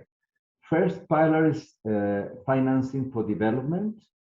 The second one is startup promotion, innovation, and productive development enhancing. And the third one is the so-called new model of development. And this is related to something that Jaime explained in the previous presentation, according to improve the complexity of the Chilean economy.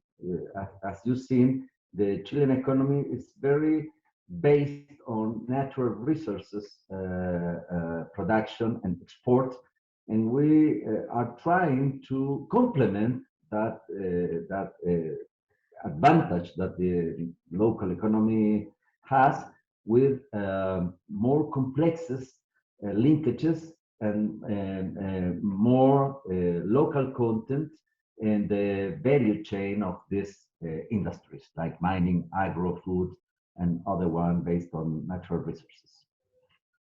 Our value supply is based on a mix of services and incentives to startups, enterprises, investors, and technological entities. And our areas of field of actions are startup promotion, innovation, investment and financing, networks in the territory, and technological capabilities. So to explain very briefly each one of these areas, we can start with the development and support of the technological capacities or capabilities in our country.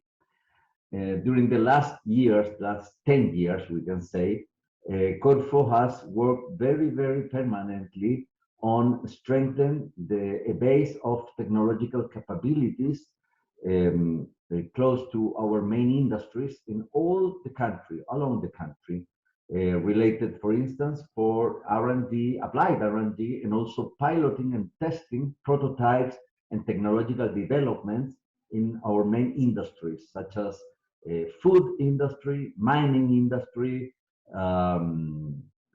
recently green hydrogen industry also. We support that. Chile has a potential to become one of the main actors of the green hydrogen industry at a global scale, creative economy, construction, among other sectors. And also on cross technologies, like for instance 5G.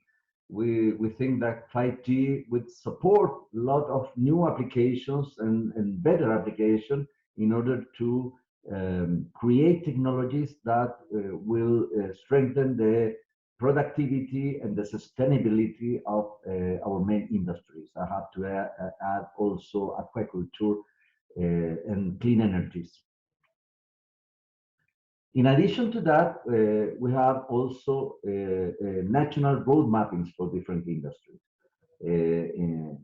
As instance, we can mention construction, healthy food, circular economy, creative economy, and sustainable tourism as industries that at a national level have elaborated also already a roadmap that allow us as agency support different investment projects, also standard development, also international partnership programs, innovation calls for proposals, for instance.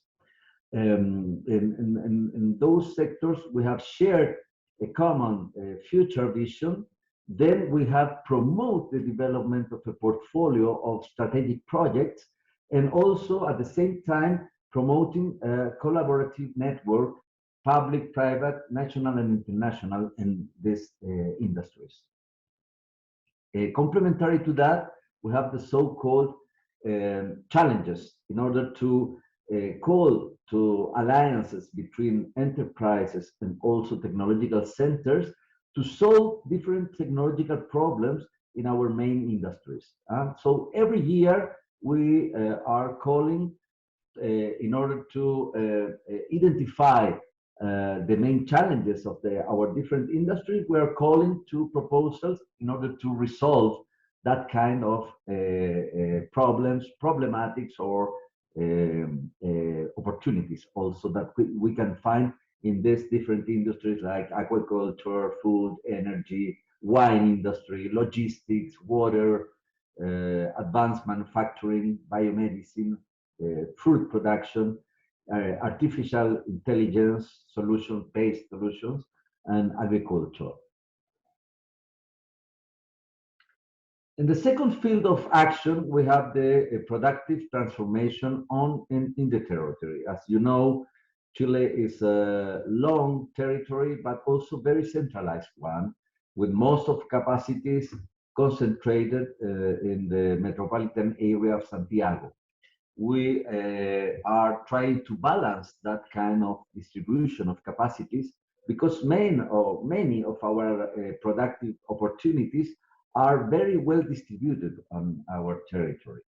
So we have an important portfolio of territory-based programs that look for improve the productivity and competitiveness of the local productive ecosystems, promoting networking between enterprises, between center and enterprises, also the support, the collaboration in the field of networks of SMEs, of network of technology transfer that can improve the product supply, the participation on value chains, and also the development of knowledge-based services that are useful for different value chains along the territory, and also for enabling resources like energy or water.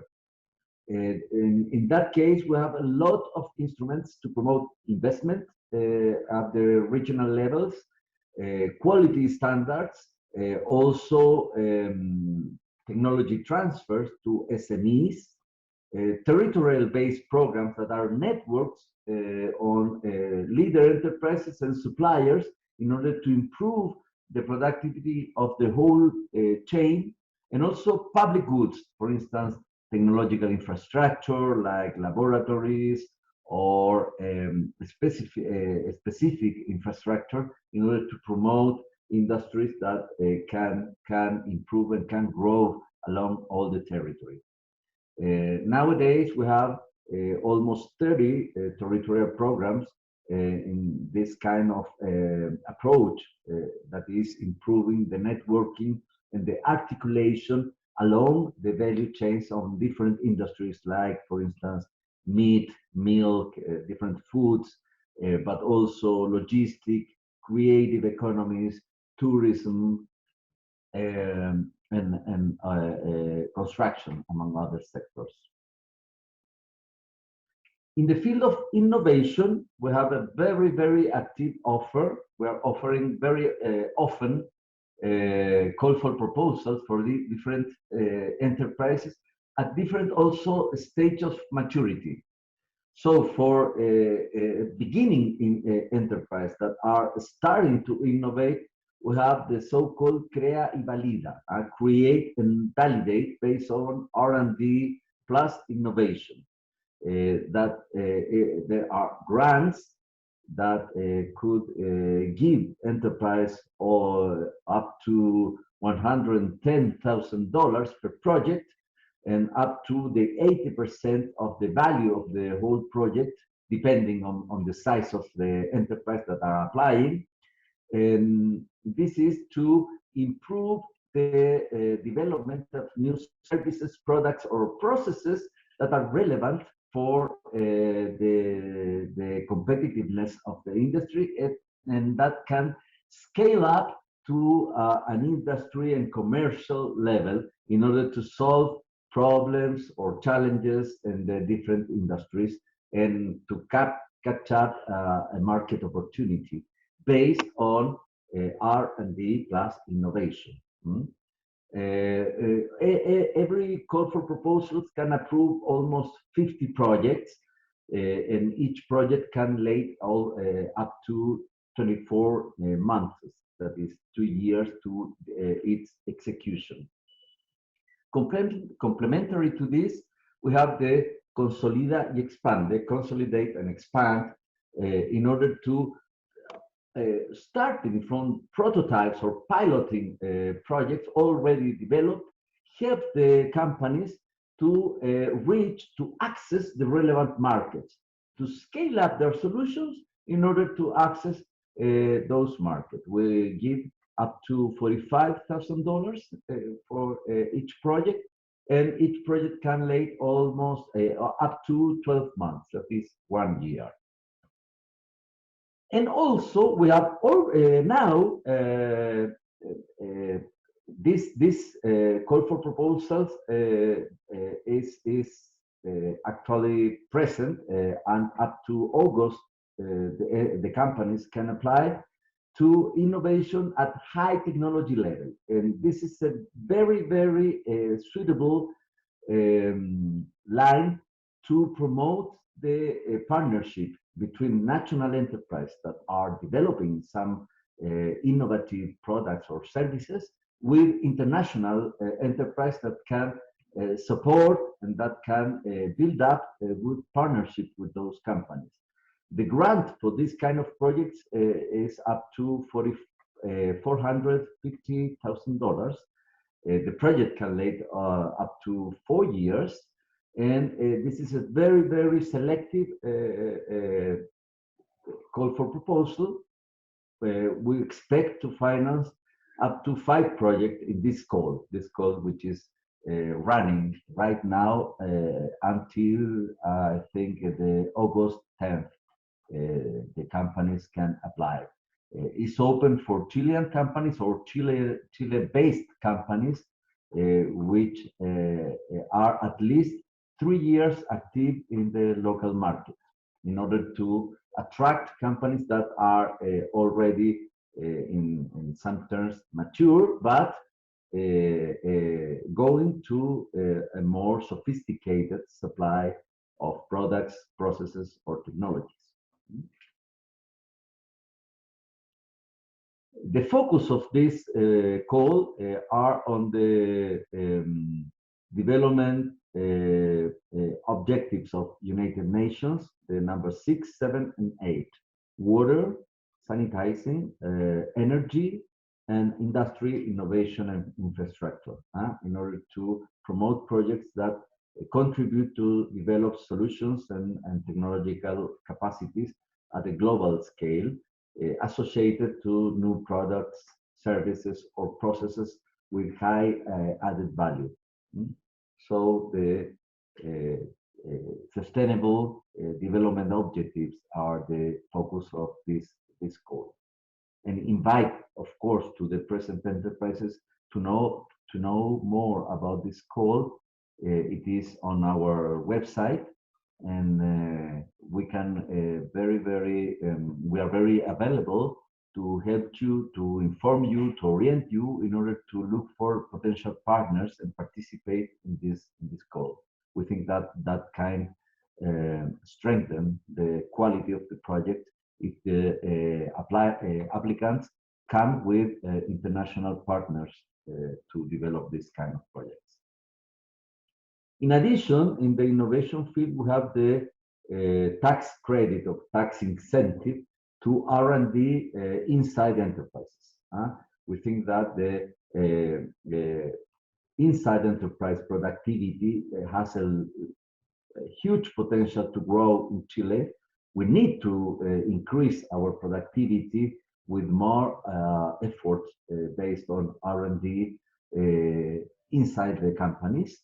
So this is an incentive in which every company based in Chile can reduce their tax base, but also can reduce the payment related to the tax exercise every year, according to their level of investment in R&D based projects. Of course, this is open to collaboration of local companies with international partners and also with universities and R&D centers. Our fourth area of intervention is the startup promotion. We try to give a very systemic spectrum of incentives to improve the startup ecosystem in Chile. So we have human capital programs, support to platforms that contribute to improve the local entrepreneurial ecosystems, financing, of course, early financing for startups, also support to internationalization of our startups, and of course, investment for risk capital or venture capital for capitalized startups with high potential of growth. In this area, we have the Startup Chile, which is broadly well known because it's a program, a very successful program in order to attract startups from all over the world to Chile to scale up, but also to connect with local startups and also to internationalize our local startups in these three stages: build, ignite, and growth, with different level of support, with grants, with support the different process of creation, maturity and growth of these startups based on, or intensive in innovation based on scientific, technological, and knowledge capacities. Finally, we have the financing for investment. We have a very important budget to support different modalities to facilitate the investment in our country. So we have the warranties, coberturas, covenants, in order to facilitate the access to credit to different enterprises, especially small and medium enterprises, but also innovative enterprises in Chile. We promote the venture capital industry, co-financing, co-funding, better say, co-funding different funds.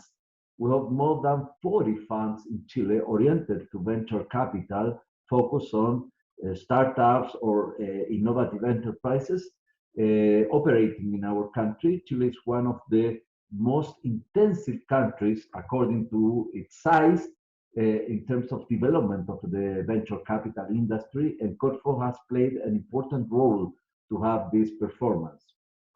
We also programs for reciprocal reciprocity guarantees recíprocas. I don't know the technical terms in English. And also different financing solutions oriented to investments. We can help companies to organize their project financing in important sectors like, for instance, clean energies, clean tech, water solutions, and now very focused on green hydrogen industry. We're supporting with more than $50 million the 6 early projects that are investing in the hydrogen, in the development of the green hydrogen in Chile. These are the list of the projects. You can identify several European investors, Liquid, Enel, Engie, Linde, among others, that are participating in these projects. And of course, you can ask us, and we're creating a committee, a permanent committee, to continue supporting this kind of projects. This particular instrument was a grant to improve the visibility and to create a sort of signaling that Chile is a good place to invest on green hydrogen. But also we are, with our financial tools, we are helping different projects to organize and to accelerate their project financing scheme in order to take advantage of the global opportunity that means to participate in the global green hydrogen industry now, especially with the current scenario. Finally, this is really important for an agency like Corfo to keep and maintain and contribute permanently to strengthen our international network. Last week, we reassociate our country to Eureka network of innovation of the European Union, but also, in addition to that, we have important agreements with the Pacific Alliance. Chile tried to, we strongly support the idea that Chile could be a very good point to start the access to the 4 markets that are part of the Pacific Alliance. In addition to Chile, is Colombia, Mexico, and Peru, and is Costa Rica also as an associated member of the Pacific Alliance. But also with the government, the German federal government, GIC, with Switzerland, with Chile Mas in USA, with Chile California, with UK, and different with innovation, Israel Innovation Agency or Authority. We have different agreements that try to promote and facilitate the partnerships between innovation capacities and entrepreneurial capacities of every country with Chilean partners. So this is what I wanted to share with you. I apologize again because the presentation was in Spanish, but of course very available to any question that you can have. Thank you. Thank you, Claudio. Thank you for being here with us and accepting our invitation. Any questions for Claudio? This is the last opportunity for the day. Any questions? Well, if you need to coordinate, you can write to us, to Manuela or me or Nina as well, and we can help you to coordinate that meeting. Right, Claudio? If they have any questions, perhaps later on.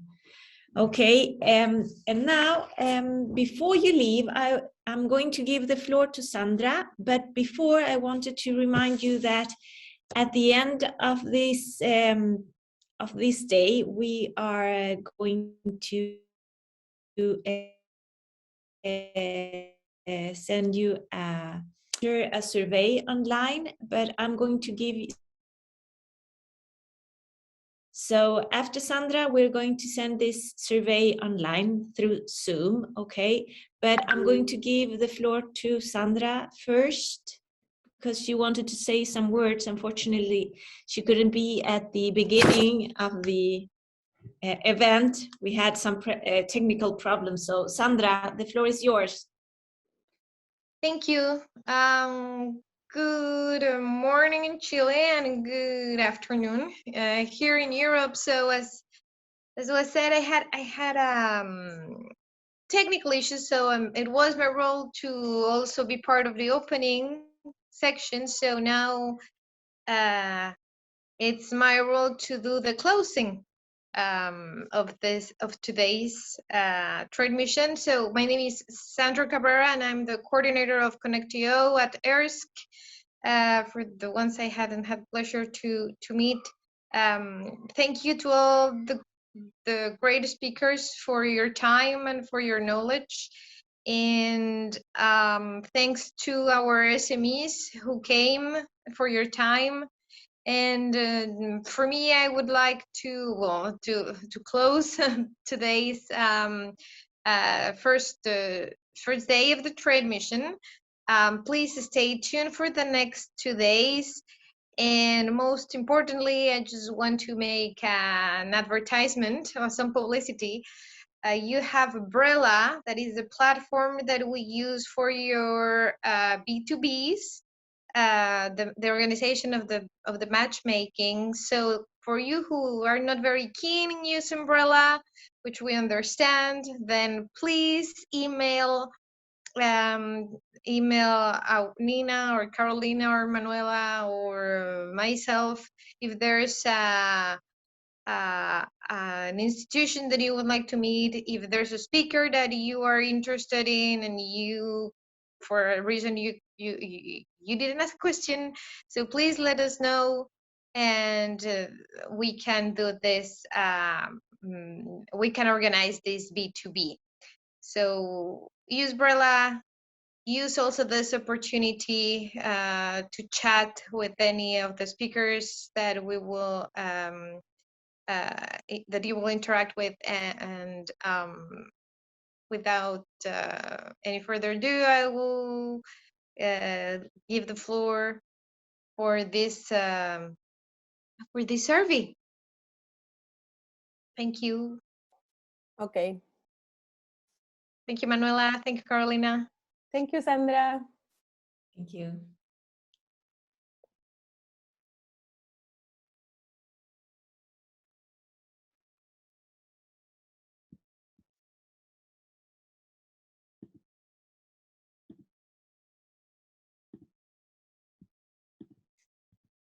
¿Se ve la votación, no? ¿Sí? Sí. Ok.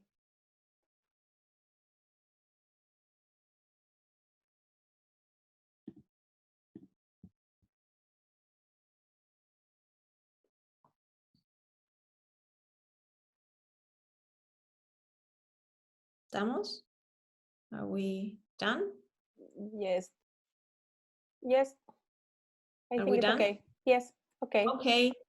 Thank you to our speakers. Thank you to Juliana, to Sandra, to Maria, and thank you to everybody. So we see you tomorrow then for our next day of the Trade Mission Chile 2022. Bye. Thank you, everyone. See you soon. Thank you. Bye. Ciao. Ciao. Bye-bye. Thank you. Ciao.